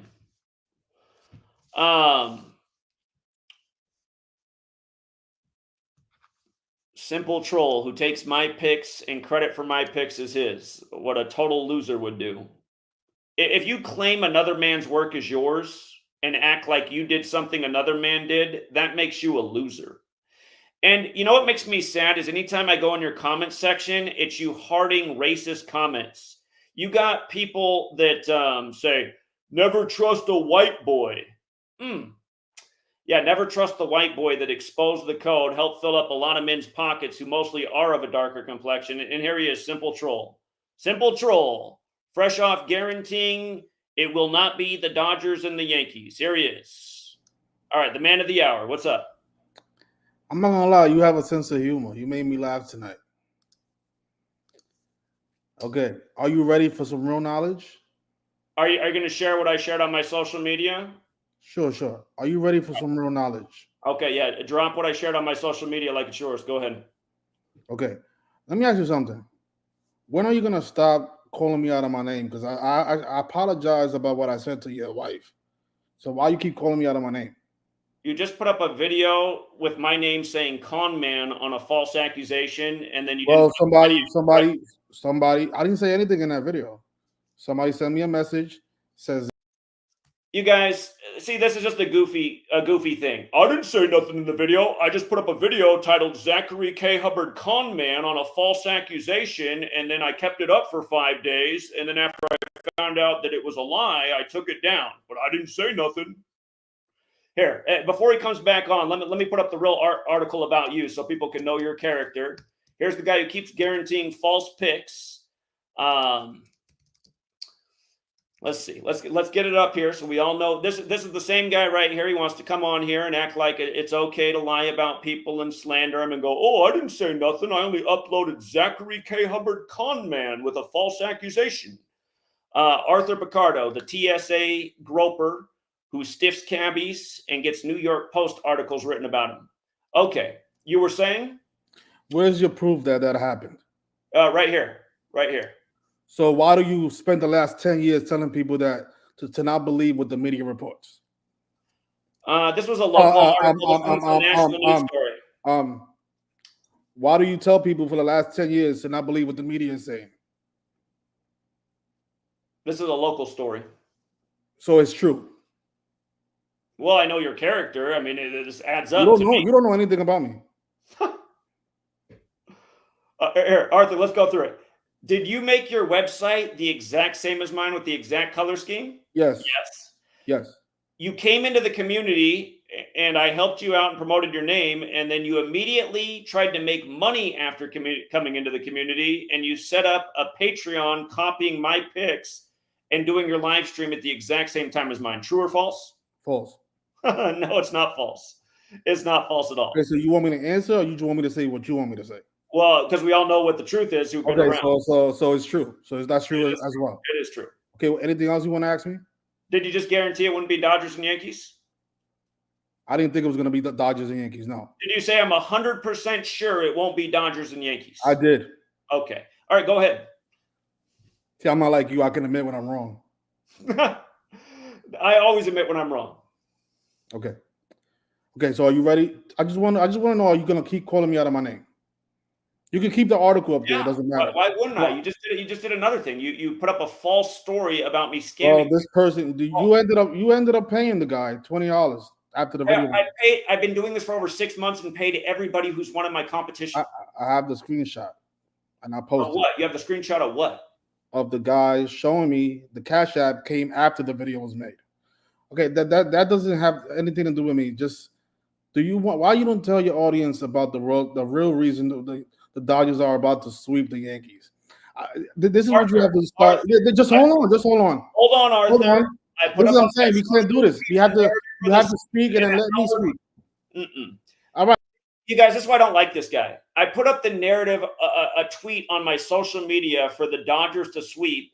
An hour or two later, he's doing a video about why the Dodgers can sweep. This guy subscribed to my Patreon. He copies my shit and then goes on and make videos saying I copy him. I've never been subscribed to your Patreon. You learned how to do this work from me and have been accusing me since you learned of me copying you, which is complete bullshit. That's why you look like the TSA groper who scams cabbies. You're a low character individual and a total delusional idiot. A few days ago, you said the Gematria community is kept afloat by you.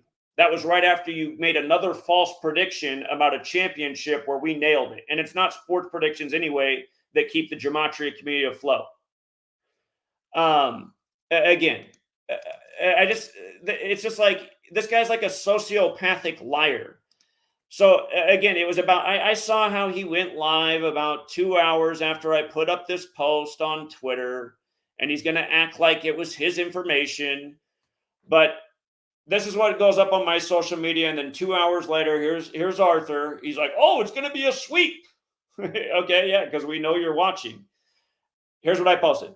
Dodgers won 63 World Series over Yankees on 10-6. Last night, they got 106th win of the year, 6-3. They did sweep in 63, 10th inning, 6 runs. And then the guy, what blew me away is the guy I'm talking to in New York. He's like, that's weird. That's the day I was born. I was like, what in the hell? Then here comes Arthur. Arthur's got a video. It's going to be a sweep. Okay, go ahead, Arthur. When did you post that tweet? Just tell us. I'm sorry. I can't even bring this idiot on here. Stop pretending like, when did I post this tweet? 2 hours before you went live about it, moron. That's when. God, he's so full of shit, you guys. I mean, it's just, the guy's a fucking joke. He's like, everything he says is bullshit. God. He's like, Zach didn't have the Rangers last year. Shut the fuck up, dude. Stop claiming our picks. We had it game 1 at 50-1 odds, moron. You caught on hours before game 5 they were going to win it on Bush's 119th day of his age. And here's what I want to say. I want to say to shame on all of the darker complected people who hang out in this man's comment section, always talking racist shit about me. All of you guys are the problem. All of you are the problem. How are you going to be mad at me? Have I not been here for over a decade, sticking up for darker complected people, showing the code that the racist media uses to racially shame and murder black people? You know, Arthur and other people have learned about it and share it too, but they wouldn't know about it had yours truly not come around and exposed it. And then you sit there and talk shit. If you guys like rolling with Arthur, you must like having lint in your pockets. You must like empty guarantees and a guy who has to keep deleting his videos.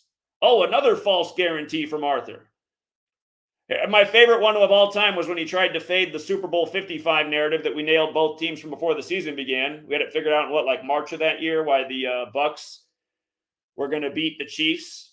Super Bowl comes around, Arthur was fading it the whole time, and then he's like, mark my words, guarantee, Chiefs will beat Bucks. Mark my words. Yeah. Yikes. How many false guarantees between now and then, up to the latest?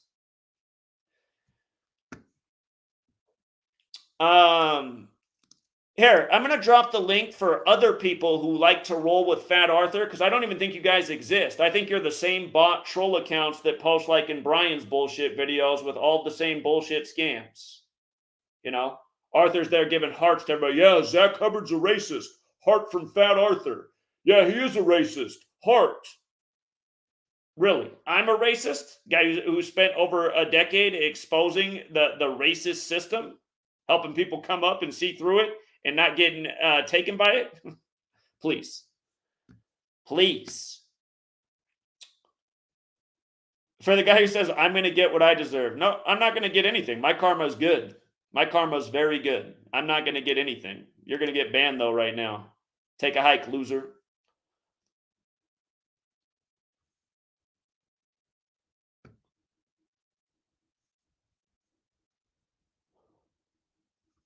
Yeah, that's right. That's right. He guaranteed the Lions would win the Super Bowl last year. We didn't have any problem with that. We saw why it was going to be the Montana Bowl again. Dominated that again. He's guaranteeing the Lions. Another false guarantee. Like, keeps using the word guarantee on false predictions. After all the false guarantees, then does a photo with a stack of fake money, like he's doing something. It's like, how are you guaranteeing all these false picks? And suppose you got a big fat stack of cash? Either you're trying to sell out your whole community, or that's fake cash. What's going on here?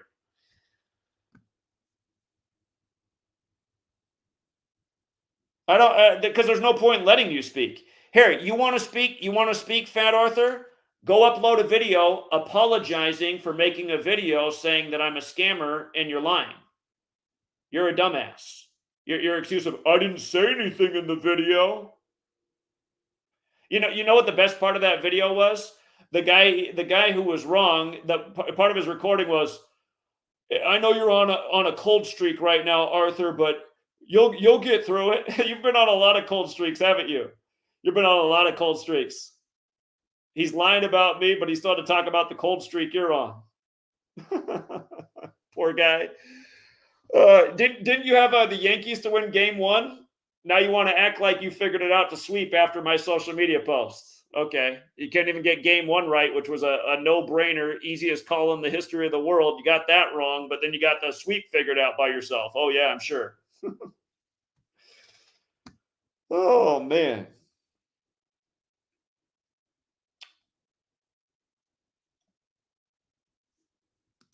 Let's see. What's my opinion on the Yankees manager being from California, just like in 1981? Dave Roberts was born in Japan and New York bombed them in 45. You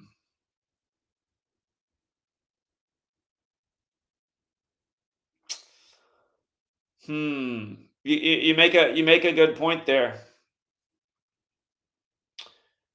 You got the Japanese pitcher star on the Dodgers. You got Shohei Ohtani setting the 50-50 milestone, while Ichiro Suzuki, the greatest Japanese baseball star, was 50. Of course, Jack Robinson equals 50, known for power and speed.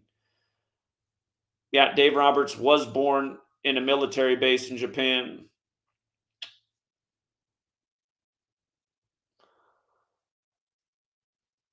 I don't know. I don't know. I got to think more about that angle, though, but you're definitely onto something there. So, how come none of Fat Arthur's crew came on here? Does Fat Arthur even really have a crew, or are those just all bots in the comment section?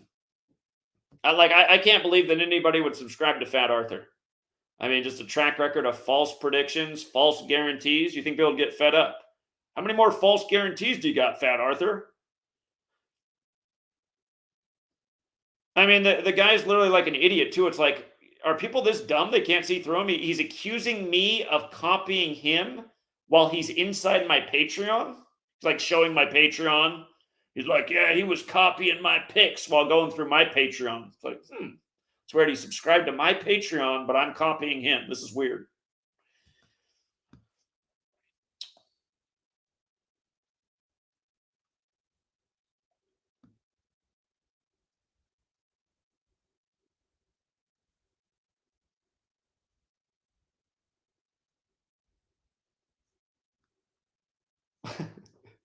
He wants to come on one more time. You know what? Just because I'm giving him a beat down. The reason I don't like to bring him on, you guys, is because all that comes out of his mouth is lies and no accountability. Just like a second ago, he's like, I didn't say anything in the video. You posted on your video, Zachary K. Hubbard is a con man with a false accusation. And the only good part of the video was the dude talking about you being on a cold streak.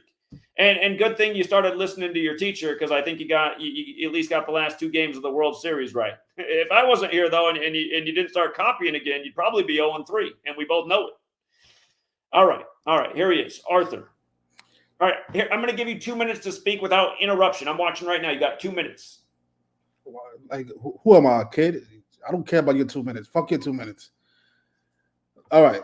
So whatever you have to say about me is fine. It's really funny to me because I know the truth. So look, that ticket that I placed for the Dodgers in 4, guess what? I placed that ticket on Wednesday, and I have the proof, and I'm gonna show it in my channel. All right, cocksucker. I don't understand what's your problem with me, because I thought you supposed to be said in the video, oh, let's bury the hatchet. Blah, blah, blah, blah. It doesn't look like you buried the hatchet. You're still talking shit. Now, yeah, I did post that video about you being a comment, and yeah, the reason I took it down is because you paid the guy after the video went up. You sent the guy a $20 cash app, and I have the screenshot. What I wanted to come on here was to show people what the World Series is really about, but obviously you want to make this about me and you. You have a personal issue with me. I don't know you. I've met you once. I don't have a personal issue with you. It's like this shit is comedy to me. Like, are you posting up an arrest that happened in 2014? Like, that shit is funny to me. I made so much money from that arrest, and then you're telling people that I'm a groper, blah, blah, blah. And then you're telling people that that's the truth because the Post reported it. Yet for the last 10 years, you've been telling people not to believe what the media reports. Like, you're a fucking comedian. But I get it. You're in this business to make money, and you have to destroy all your competition. I get it. Did I learn this from you? I did. Did I copy your blog, how it looked? I did, because I didn't know how to do this work. I think I spoke about this a million times already. When I came into this community, I actually looked up to you. I was like, man, this guy is amazing. I like what he stands for. But then after, because it's been almost 7 years, then I got to little by little see the real side of you. I'm like, I don't think I like this guy anymore. And a lot of people felt that way. That's why a lot of people left. But I'm thinking that you can still fix all this. I think you still have time to fix all this if you put your ego to the side. All right, and that's 2 minutes. Again, you guys, here's the problem with this guy. He came out to New York, and we know what he really came out to New York for. He was just trying to get back in good graces with people. But here's why, again, he's just dishonest when he talks. I gave him a second chance in New York. He was complaining that day about why we should all just give up because there's no hope. He was talking about how he couldn't even raise $300 to pay for the documentary and the film or the cameraman that you want to make a little documentary for. And I said to him that day, I said, whatever money you can't raise, I said, I'll pay for it for you. And he acted like he didn't want it. He said, I'll let you know if I can't raise it. The guy never gets back to me about it, but then he goes online and makes a video saying that I offered to pay for it and then didn't follow through, and then starts talking shit. And it's like, who does this? Like, who does this? He never reached back out. My offer was sincere. I've helped out plenty of people with more money than that. But why go online and make a false accusation again? And then he started some other beef over nothing. But his thing, listen, I never did anything to him but promote him. He started attacking out of nowhere and trying to use my name and say that he's better at making picks, which was never the case. And there's no truth or evidence to that ever. But I built him up and got him all of his original subscribers and helped him out, just like I've helped out a lot of people. And all he did in return was try to backstab. Like the OJ song, it's about people like Arthur. So just listen to his bull. I mean, you guys just hear his content of his character. He just explained how his no accountability style, made a false accusation. Again, Arthur, the reason you're a moron is because I've been doing the contest, paying people for over 6 months. And the guy who went to you and said he hadn't been paid yet, if he was listening to my live stream, I told everybody I was going to be sending the payments out Thursday night, which is when I sent them out. Okay. The game that we're doing right now, there's a lot of contestants and it takes a long time to score. Plus, I'm keeping up with everything else. So he was new to the thing. He thought he was going to get paid as soon as the contest was over Tuesday. Everyone's been paid for over 6 months. For you to rush out and make a video about how I'm scamming people is very dishonest. And then you take no accountability. And then you downplay and say, well, I didn't say anything in the video. I just put up a title, Zachary K. Hubbard is a con man. Re-upload the video because everybody can hear how your picks have been. He said, I know you're on a cold streak, Arthur. You'll get over it. Well, get used to it because that's all I've ever heard about Arthur being on cold streaks. So anyway. Yeah. And then again, just trying to downplay this article too.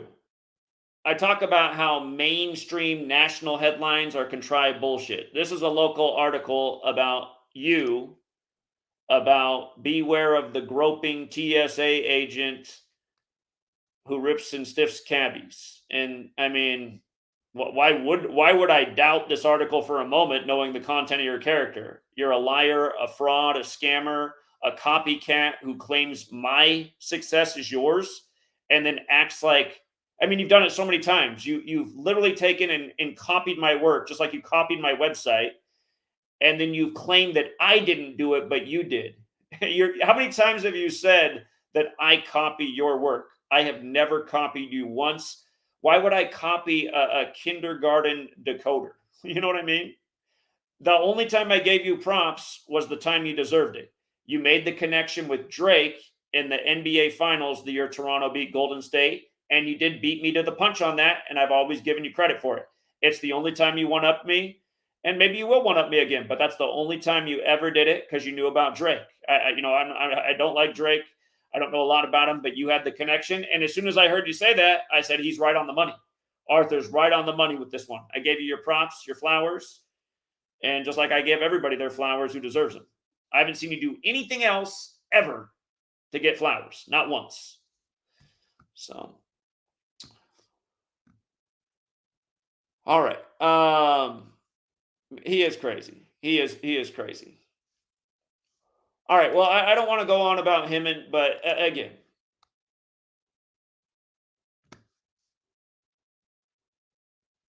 the work speaks for itself. Unprecedented track record, definitively have proved for over a decade how pro sports are rigged, news is rigged, politics is rigged, how it's all scripted together. It doesn't mean you can predict every last thing accurately, but you can still show how scripted and controlled and contrived it is. And realize this too, just about the election right now. Who told you the week of the inauguration in 2021 that 2024 would be between Kamala and Trump? And I said, when Biden's 81 and Kamala's 59, that's when there's going to be the transition of power. Now, the one thing that hasn't happened that I've been expecting, and it still very well can, we've been going off the Gerald Ford prediction, is that Biden will not finish his term because he'll pass away like Gerald Ford predicted. That remains to be seen. Maybe that's not going to happen, and then that part of the prediction will be wrong. But understand, there's merit to everything we're doing. Gerald Ford said the first female president will not be elected. They will become president when an old man dies and there's a woman vice president. And again, he did say it in the Herbert Hoover Library. Herbert Hoover died, again, October 20th, 1964. And think about this, too. Herbert Hoover is connected to the Great Depression, right? The Great Depression. So what does that say about a Kamala presidency as well? But October 20th, 64, the day he died, is also the day that Kamala Harris was born. And don't forget, Snoop Dogg has the same birthday as her, and he was carrying the torch in France right after Biden passed the torch to her. And remember, that phrase, pass the torch, equals 152, just like Kamala Devi Harris equals 152, just like the Simpsons episode where Lisa Simpson's the first female president wearing the same outfit that Kamala wore for Inauguration Day. That episode came out March 19th, 152 days after Kamala's birthday. I believe it was 2009. Hold on. Let me go back and see if that was 2009. I want to make sure that's right. Because that's when Obama was in his first term. And remember, Kamala's mom died on the 42nd day of the year, the Vatican's birthday, in the first month of Obama being in office. And don't forget, President's Day fell on 15/2, the 46th day of the year, when, hold on, right here.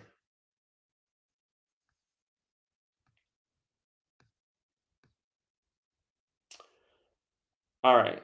So, again, they're making a big deal about this on Inauguration Day. Kamala and Lisa, the same outfit, purple with the pearl necklace, just like the Whore of Babylon's described wearing in Revelation 17. But yeah, it wasn't 2009, it was 2000. March 19th, 2000 is when that episode came out. 152 days after Kamala's birthday. So, if you don't count the span of days, it was 151 days later. Bart Simpson's 151. And remember, Lisa Simpson's 47, like Kamala's trying to become number 47. Again, her father, Donald J. Harris, came up with Huey P. Newton of the Black Panthers. Kamala spoke at the DNC on the anniversary of Huey P. Newton's death at age 47. So we got a DK Stonewood sighting. What's up, DK? Did you bring me on? You're on. What's up, man? I can't hear it. Okay, I couldn't hear anything for a minute.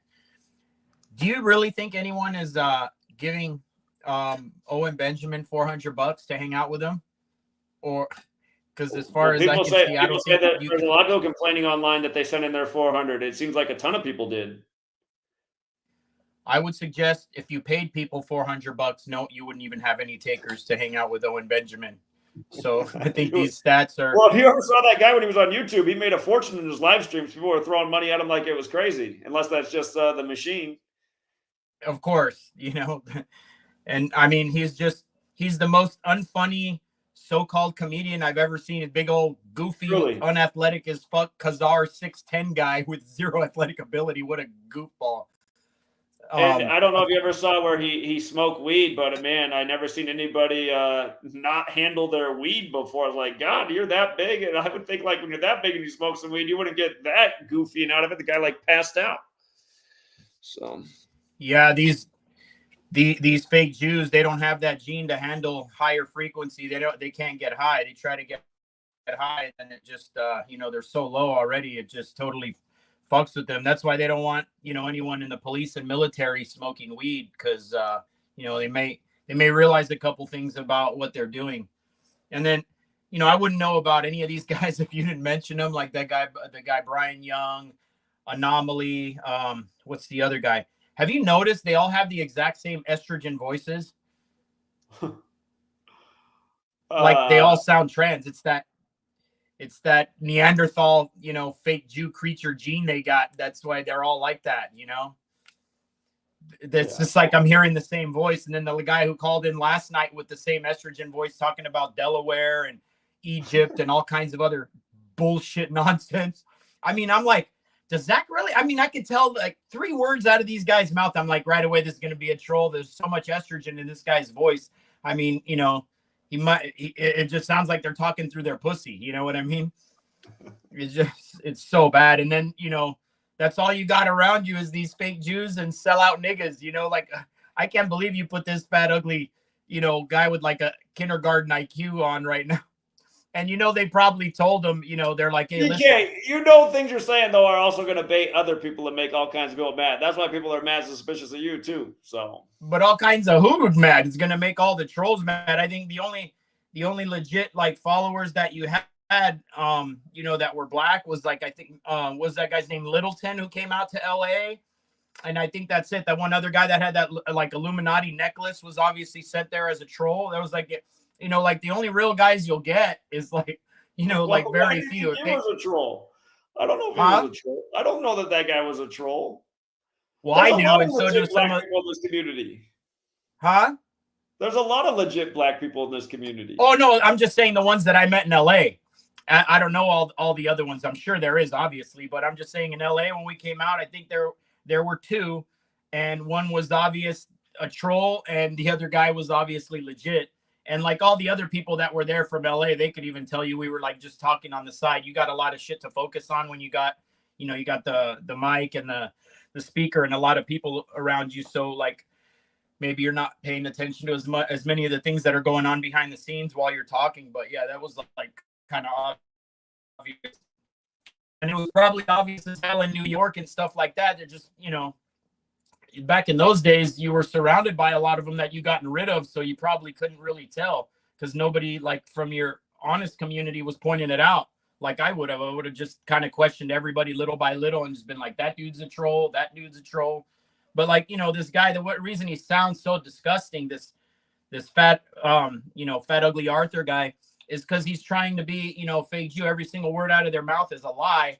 And then like when you hear it from another ethnicity from, you're just like, what? This doesn't even sound, but we're so used to it from these Jewish creatures, They said, what was their motto is like, accuse your enemy of that which you are guilty of yourself, you know, and that's exactly all they do. They just say you're a con man, you know, they got shit, you know, they decoded some shit when they actually got it from you. It's just like, you know, it's just a constant circle of that. That's all they can do. That's all they're capable of. And in my, you know, my opinion, it's your show and, you know, you're following, you do whatever you want. But in the scripture, it says, have no fellowship with these creatures. Absolutely leave them for dead. Don't take any money from them. Expose them at every turn.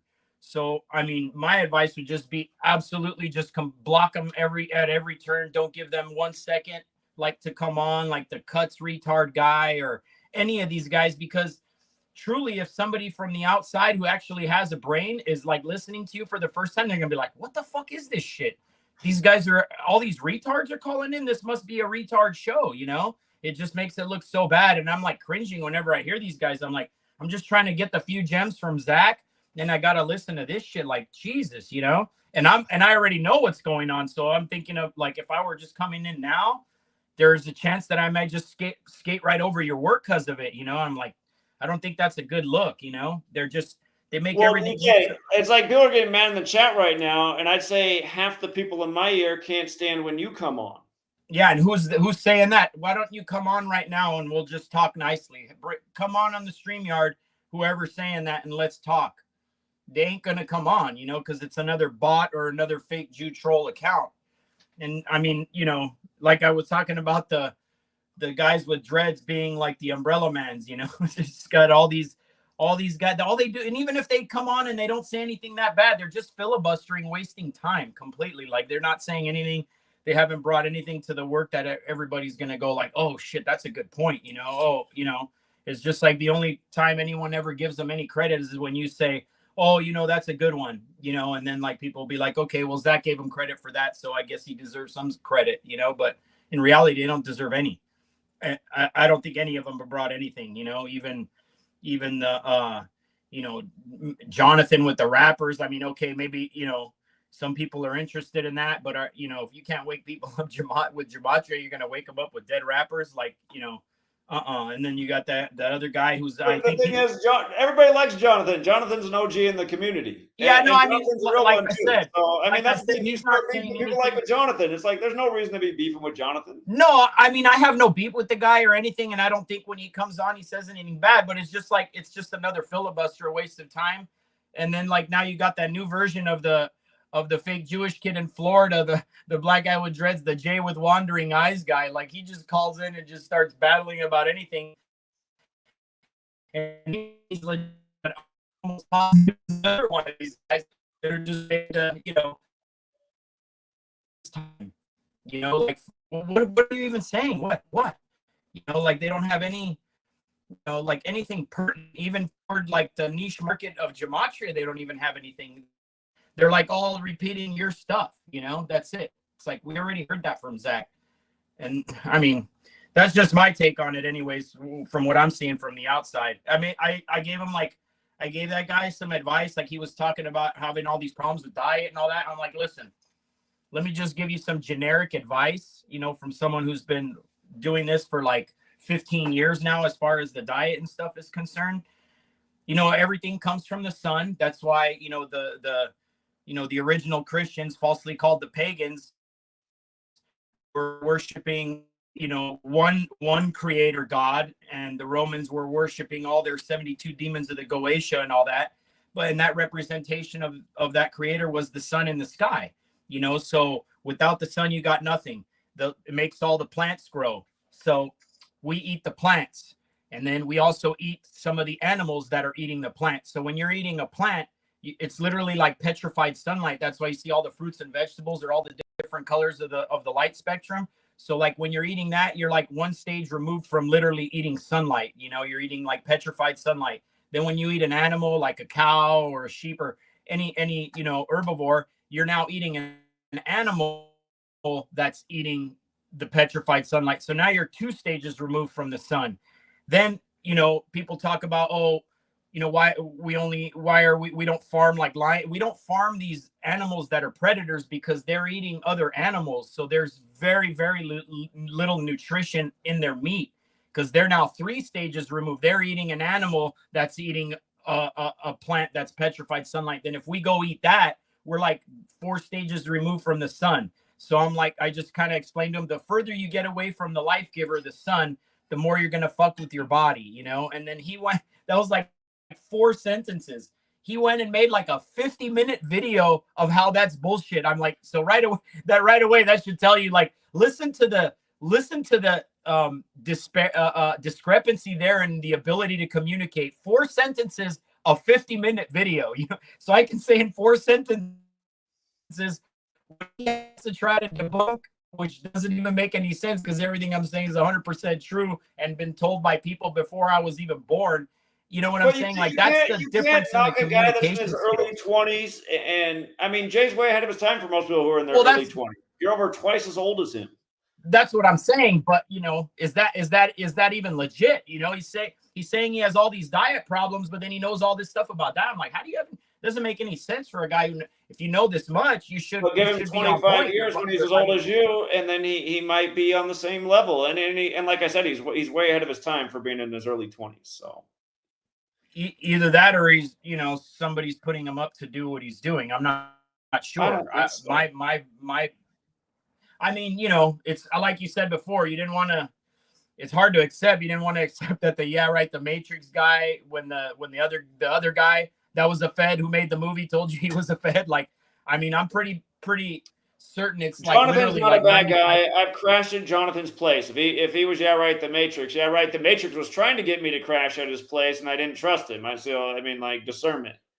But that one you maybe should have went for just to see what's really going on, to be honest. Because do you think the guy's really making money from his own business? Like he said, he's got a tire shop and all that. I'm like, you know, does he even know anything about tires? So yeah, it's just like, I don't know, you know. And I don't have anything against any one of them. I never even met any one of them in person, but I'm just saying from the outside, this is how, like, it seems to me. And I fear that if anybody else with like half a brain is going to like be turned on to your work and then hear all that stuff, they're going to be like, shit, what in the fuck is going on here? That's what I said way back when. And I thought the show was way better back then. Now it's like just 100% trolls, almost like barely ever does the real call squeak in, you know? When I first, that was like, what, 2 years ago? My first comment was the Gabby Petito small talk and brain laundry. So was that like 2 years ago or something? I thought the show was so much better back then. And there was a mix of like, you know, I'm like, this guy's really on point. But there's all kinds of these just callers that just, it doesn't even make any sense that they'd be calling if they're following his work. They can't be that dumb. This is like there's a bunch of Howard Stern characters calling in. What's going on? Now it's so much worse. I think we've kind of like forgotten where your show used to be. Now it's just all trolls. And then like at some point you're like giving them time so you could kind of go back and forth with them. Like, I don't know. I think that's probably a bad look because you're coming with really high IQ stuff. And then they're coming from so bottom of the barrel, like from underground. It just like, I don't know. I don't think there's any way sometimes you're over the top mean to the callers. And just like a lot of people don't like what you're saying. I mean, it's just, I let people air out their stuff. And, you know, I don't agree with everything anybody calls it. Just like half the people don't agree with half of the things I say. But people feel that you're always trying to piss people off and be a divider. I give you the benefit of the doubt. I've met you in person. You all right? But even in person, that last night, people are getting mad at you. I forget what you said, but somebody's like, dude, what are you talking about? That person is not Jewish, because you were like accusing somebody of being Jewish who was not. And anyway, so can I clarify that just for a second? But there is also a very divisive side of DK. DK, I'm going to leave it there. Yeah, I am trying. All right, close it out. I am definitely trying to divide amongst the fake and the real people. That is true. I want to make a little comment on the or just like a clarification for the Jews. When I say somebody's like a fake Jew or Jewish, I'm not talking about Judaism whatsoever, not even in the slightest. I'm talking about an ethnicity here, a non-human element that we have here infiltrating on Earth. These are not actually human beings. They're different types of creatures. So that's what I mean by that. And as far as people trying to question that, like, I'm probably the utmost scholar on fake Jew names and who the fake Jews are. I come from Europe, where these But people come from. also, not exactly, because like you said, Hoffman is a fake Jew name. I know a ton of Hoffmans that are not Jewish. They're little stout Germans from North Dakota, and none of them are Jewish. Okay, So, that doesn't. I don't mean like they're following Judaism. I mean they have either they could be partially or fully have that same Neanderthal hybrid gene that these folks are made out of. Hoffman is definitely a fake Jew name, 100%. Just like Benjamin is, just like that guy Brian Young. These are all fake Jew names, and like maybe I have an advantage because in Europe they teach us about this shit. That they're infiltrating all these European countries. We even call them like gypsies and all kinds of other shit because they don't have a there's country. nothing about the name Hoffman being Yiddish or Jewish. There might be some Jew Hoffmans, but there's so many Hoffmans in the world that are not Jewish. That I can assure you. There could be, but my mom's sisters are from the tiny town in North Dakota, and 3 of her sisters are married to boys from a family who are all Hoffman, and they're all German Catholics. And one of them is my uncle, who was always telling me when I was a child that Hitler was actually a great man. So if you think these people are as far from Jewish as you possibly could ever be, and their names are Hoffman. Well, Anyway, the thing is, Hitler was I got Jewish, some other though. people up, man. I appreciate it, though. But you guys, DK always does seem to come on here and try and just like piss everyone off. But I've met him in person, and there's a decent side to DK Stonewood as well. I like to give people the benefit of the doubt. And it's just like I've given Arthur, who came on here, to be in 1,000 chances, but he keeps always stirring shit up and then acting like it's my fault. I get sick of that. Let me bring R on, and then I got to bring up my man, Jack Talcott. We're going to do a stream tomorrow. You guys might remember Jack. He used to call into TFR quite often. What's up, R? What up, Zach? Damn, he took up a lot of time. But okay, so the Steelers won, right? Boom. We're heading into our bye. We're 6-2. We're going to Washington next. And remember what I was saying? We have a possibility of going 7-2 to start the season. So Yeah, I think it's there because they're hyping up Jaden Daniels, but he's still a rookie. And then remember also I said we had a possibility of going undefeated, but Mike Tomlin, he needs to hit, if we win every game this season for the rest of the season, Mike Tomlin hit overall a total number of wins. I forgot what the number was. It's like, so he's on 187. So, okay, so it's 7 more games. We're on 6. It's a 18-game season, right? Yeah. Here, we'll save this one for later. But hey, congrats to your Steelers on the W. He took up so much time, bro. It sucks. I don't know what we didn't even say no gematria, bro. Like, what was he saying? Yeah, he's on a DK rant, so that's what he does. But he does it every time, bro. And it's like I'm trying to actually get this like little information in, but now I'm like, I know we're kind of on time, it's about to be 12, but it's like, dude, like, come on, bro. Like, at least some decoding of relevancy of the Monday night game tonight, Dodgers, NHL basketball, something. Like, he just went off on some, I don't know, but that makes, honestly, to me, it makes you seem like you're an agent, dude, because you're just rambling on nonsense. And actually, the community has been coming with great calls recently, bro. Back in the day, 5-6 years ago, it was a lot of trolls. Right, because he always calls in and rips on the community. Yeah. It's like, yeah, because he's not actually, you're right, he doesn't actually contribute to the work that I do. Sometimes he does call in with some really good information. He does know good health information. If you guys, the thing about DK is he's nearly 50 years old, but he looks like he's in his 30s. So I thought he was 30. That's crazy. That is where most of it, unless he's lying about his age. When I met him in LA, he said he was 47. And I was like, "You're 47?" And then the other night he was trying to call somebody else out for being 47. I was like, "Wait a minute, you said you were 47 when I met you." So anyway. He seems like an agent to me, honestly, because everyone. But I mean, you know him longer. But well, he came over from the Fullerton Informers channel, and I'm pretty sure the Fullerton Informer is an agent. So that's another thing that is a little bit sus about DK Stonewood. The Fullerton Informer is a total bullshitter con man with his frizzy ass hair, just talking about the same bullshit every day. That someday the 5G they're going to use it to fry all of us. Like, no, that's never going to happen. And then he tried to divide even more by saying the N-word. I'm like, bruh. See, that's I know. He does that. It's like, dude, I just feel like you're just trying to piss people off. Yeah, he is, bro. He's not. You're not slick, dude. I'm on to you, and every time you come on, it's a bunch of bullshit. But all right, I'll get off, Zach. We'll talk tomorrow, man. All right. Shout out to your Steelers. That's the biggest Steelers fan in the community. All right.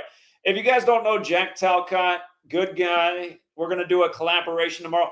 Tomorrow, I just want to talk about spirituality, religion, have an open conversation. Jack can share about himself. When you guys don't talk yet, Jack, when people hear your voice, they'll be like, I know his voice. Jack used to always call into TFR. He's pounded pavement with me out in the Spokane area, and he's trying to build up his channel. And trolls just love to attack Jack every day. So what I'm hoping is that tomorrow when we do a stream, and I hope other people participate in our conversation, I want to have a real conversation about spirituality. People don't like to talk about politics and religion, but I think we need to talk about it way more for society to heal personally. I've always thought that since I was a child. I was like, how can people not want to talk about politics and religion? These things seem like the things everybody should be talking about. It come to some kind of consensus through agreed knowledge or anyway, it's only going to happen through conversation. So Jack and I are going to do a stream, and I saw he was in the chat and said, well, why don't you come on and just give a little warm up for tomorrow? But how you doing, Jack? Thanks for coming on. Hey, I'm feeling blessed, and I appreciate it. And your patience is shining, my friend. Well, sometimes my patience is pissing people off because they're like, why is he still on? But I know. Regarding tonight, the numbers, I don't want to interrupt. I'm not able to really contribute to the number conversations or the patterns, but thank you. I appreciate it. And what do you want to do for today? Or again, there's many things, but tomorrow, you guys, going to be an open panel discussion. Jack and I are going to go back and forth a little bit on our different ideas about spirituality, because we have a lot. I think we have a lot of things in common, but we also have some. There's definitely some contrast there as well. And I'm hoping we'll just get more people to come in and have the conversation. People always want to demonize me because I don't have the same spiritual beliefs as them. I think that's something humanity has to stop doing. Stop saying like, oh, you don't think or believe the same way I do, so you're a bad person.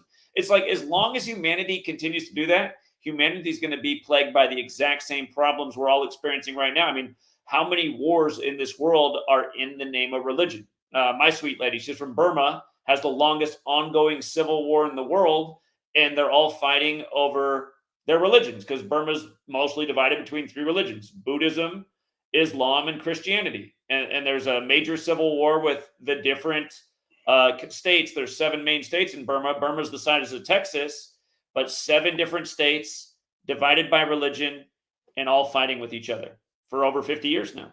So it's crazy. That's one of the things I love about you, and that's what I mentioned on my own stream, is that behind not just the numbers and the patterns, your message is really about people living better lives, finding more health, building better community, building better lives, realizing, hey, it's time to live differently. So you and I, we have a lot in common, and I look forward to reconnecting again a little more. All right. I look forward to it too. So tomorrow we might spar a little bit for fun. It won't be mean, but just to get the conversation going. But yeah, if you guys don't know Jack, you can also plug your channel. You guys, what I would really like, because I know there's a lot of people who follow me who identify as Christian, and they don't really like me because I admittedly say that I was raised Christian, but I'm not Christian anymore. I'd like to see more people who are Christian connect with Jack. Because Jack, you identify as Christian now, correct? Pretty much. I mean, I'm reluctant to do so because, in my opinion, Christianity's kind of done a disservice to their own reputation. But for those who identify as Christian and really care, I see, yeah, join. It's time for us to improve the reputation of what it means. Right. And for people who are not familiar with Jack, his channel is also something that I think a lot of people can resonate with. It's also about overcoming addiction and solving your problems and not letting your past, if you've really screwed up in the past, destroy your life going forward, but recognizing that you've made mistakes in the past and now here's the way you make it better going forward. I mean, you'll see that Jack is an open and honest guy, and he allows people to come on and really use him as a punching bag, and he continues to give these people a chance each day. Because in a way, Jack, I think you are starting to filter out some of these people, but some of them I think like they've beat you up enough, and they don't really show that they want to do anything besides come and punch at who you are each day. And at some point, that becomes like not good for you, I would say. But Agreed. I feel bad watching these people come on and harass Jack every day. And I think like there should be more people in there just talking about the same things Jack's talking about, like trying to purify yourself and become a better person and make a better path going forward. So I know there's people in this community who would like someone like Jack more than they like me. I have a lot of people who hang around here who don't like me because, again, we're not the exact same. I'm like, maybe I can get them to go to Jack's channel, not because they're bad people, but maybe then they'll be happy. Like, oh, now I got a Christian with an open panel who I can talk about and have more in common with. So, Absolutely. yeah, again, you guys, Jack used to call TFR quite a bit. We'd usually argue. Jack's of the belief that we can make these politics, and maybe Jack's not wrong. Jack thinks if enough good people get in the ears of these corrupt politicians, they'll become better people. Maybe it's true. Like, I think we need to have a revolution. Jack thinks if we so anyway, we'll talk about all these things tomorrow. We'll work it out tomorrow. Yeah. Hey, Zach, I'm gonna bow out. Thank you very much, brother. All right. Have a good night. Blessings to you. All right. Yeah. Take care. All right. So yeah, and I like to talk about spirituality. It's my other favorite topic. So I'm hoping people will participate in that conversation tomorrow. It'll probably happen sometime around 1 Pacific, 4 Eastern, maybe 2 Pacific, 5 Eastern, somewhere around there. Jack and I are both on the West Coast, but I've always liked to help people out, and I don't like, again, if you guys are not familiar with his channel, man, he's got just people going in and just being so mean to him every day, and I just find it so weird. It's like, here's a man talking about the mistakes he made in the past and how he's overcoming them. And then it's like people just want to go on, and the whole nature of the internet and trolls, it's so weird. Again, for all the trolls out there, do you guys not understand that attacking somebody else isn't really a way to improve your own life? It might give you some kind of weird pleasure, but you're not really doing anything positive for yourself. There's just so many better things you could be doing than trolling. Let's bring on a gentleman, I think it's a gentleman who was in the chat, and I'm pretty sure he was getting irritated with DK. Welcome. What's going on, Zach? Yeah, what's up? Yeah, I was just in the chat. I came on a couple days ago, and we were talking about the World Series, so I just wanted to come on again, and maybe we can talk about some more numbers. Sure. Yeah, so today's the 29th of the month, so I want to go ahead and drop something for 2/9, which is the date of the Super Bowl 59, and you did have the Lisa Simpson up there with the Kamala Harris connection. And I actually got on this because you typed in President Donald Trump earlier, which equals 112 in reverse reduction. Kamala Harris without her middle name, just Kamala Harris, equals the 112 number. Yep. The Super Bowl is actually being held a span of 112 days after her 60th birthday, right? And that was the day that she became 6-0 over her city, 112 days for the Super Bowl, right? Yeah, we've been talking about these things. Well, it's actually also, and I know you were talking about the Trump shooting a little earlier. It's actually 211 days after the Trump shooting as well. So it's the 112 after her birthday. It's the 211 after the 7/13 Trump shooting. Well, 211 is the 47th prime number. The last Super Bowl that this team, who I'm gonna reference today, their last Super Bowl that they competed in was the 45th Super Bowl. Steelers and Packers? Right. and obviously we saw the Steelers play today. That was from the state of Pennsylvania where Trump was shot, and the Super Bowl being held a span of 211 days after that shooting. And just so people remember, Kamala's mom died right after Obama became president. She died on February 11th, the date that can be written 2/11 or 11/2, which is also the 42nd day of the year. Like Kamala's 42, and Biden passed the torch to her 42 months and a day after they took office. Yep. So there's also another connection I want to make to this as well. Vince Thomas Lombardi, his full name equals 112. He became the famous coach of the Packers in the year 59.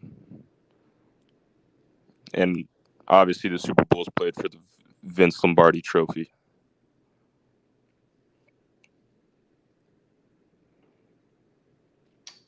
Okay. And again, it reminds me that he was a Jesuit, and the Jesuits operate in 112 countries, and he died unexpectedly at Jesuit Georgetown the day before the 1970 season began. And a lot of things are pointing to that 1970 season, like the Chiefs becoming 7-0 to start the year, and Mahomes became 11-2 versus the Raiders this past Sunday.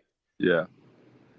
So that's my look for the Super Bowl. I did want to come on and just, drop. And there's a lot more with it. There's also another good connection. They're in their 105th year of existence. Of course, it's the 105th NFL season. Vince Thomas Lombardi would be 111 years old in the 105th NFL season, just like Jorge Mario Bergoglio is the 111, 105. And this all just really sparked because you do have that Lisa Simpson up. And I see you put that out on date 120. Her birthday is the 120 October. Interesting, but yeah, I don't know. I was listening to the show tonight, wanted to actually come on and give out some information, see what you thought. It is all very interesting. Again, Kamala was in Philly the day of the Trump shooting in Butler outside of Pittsburgh, and big sports rituals. Yeah. Yep. So I think it's the 112 Bowl. Of course, last year's Super Bowl was on day 211.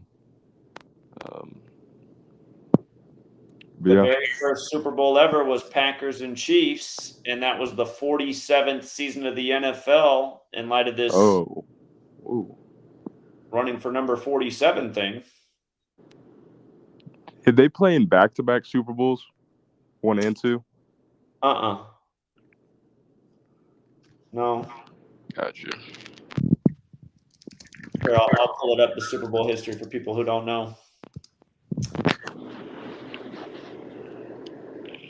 Packers beat the Chiefs, and then they beat the Raiders. And then Broadway Joe guaranteed the Colts would win Super Bowl III as big underdogs.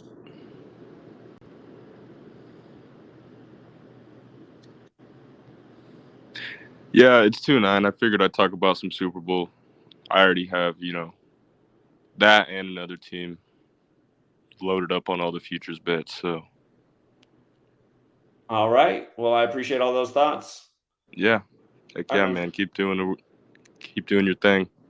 Will do. You have a good night. Yep, you too, bud. All right. Yeah, it's already after midnight out here. Time flew by. So anyway, congrats to the winners. We've been on a nice little hot streak. And if you want to join us, Patreon. I don't charge a lot. It's important knowledge, and it's way bigger than rig sports. But the nice thing about sports is it challenges your mind to really solve puzzles each day. And what I've taught people how to do is, rather than be gambling junkies, how to have a little fun with a dollar bill, a $5 bill, turn a dollar into 50, turn 5 into 100.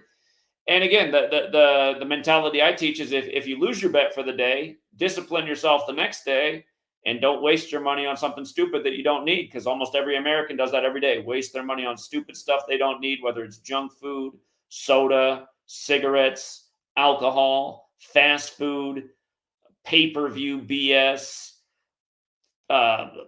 what do you call it when you rent a movie online, some trash Hollywood movie. I used to have a buddy who never knew how to save money, and what he did every day after work is he'd go home and rent movies every day to watch on whatever it's called, Direct TV or whatever. It's just like paying $5 to $8 to rent a movie you don't need to see. It's just like, read a book, man. Go to the library and get books for free, you know. Yeah, cocaine, exactly. Prostitution, whatever, man. Apparently, people are paying money on porn websites. But what's the new thing? Some girls are making a fortune. What's it called? OnlyFans. I'm thinking about moving Gematria to OnlyFans. I'm going to start working out and do Gematria on OnlyFans to fund this movement. So, it's a thought. All the trolls keep calling it Gematria, and I start to hear my trolls' voices. They're super lispy. I'm like, maybe that's what they really want. They want Gematria. Okay. We'll try it out. Gematria. All right. All right, you guys. That's it for tonight. Congrats to the winners. We'll be streaming tomorrow, Patreon, and then we'll be doing the stream with Jack Telcott, talking about spirituality and whatever else comes. And again, it'll be an open stream if you guys want to participate. And by the way, if you guys want to check out Jack's channel, this is his channel right here, Jack Telcott. That's the man. He's got a good speaking voice. And if you guys don't remember him, he used to call into TFR almost every week, and I'd give him a real hard time. And I might have to give him a hard time a little bit tomorrow too, but I won't be too mean. Jack and I definitely have different perspectives on the politicians in this country. Jack doesn't like him either, but Jack thinks that they can be persuaded to be decent people. I actually don't think that's possible. I think it's off with their heads or bust. But we'll talk about all that tomorrow and more. So if you guys want to give Jack a sub, he deserves better people than the people who frequent his channel and give him a hard time every day. He really does. He really does. He just wants a better world too. He's just coming at it from a different angle. So I don't. Yeah, shout out to Big Al. Congrats to the winners indeed. Yeah, got to be trolls in the chat. What I'm looking at right now. Yeah, that's it for tonight, guys. Have a good one. Until next time.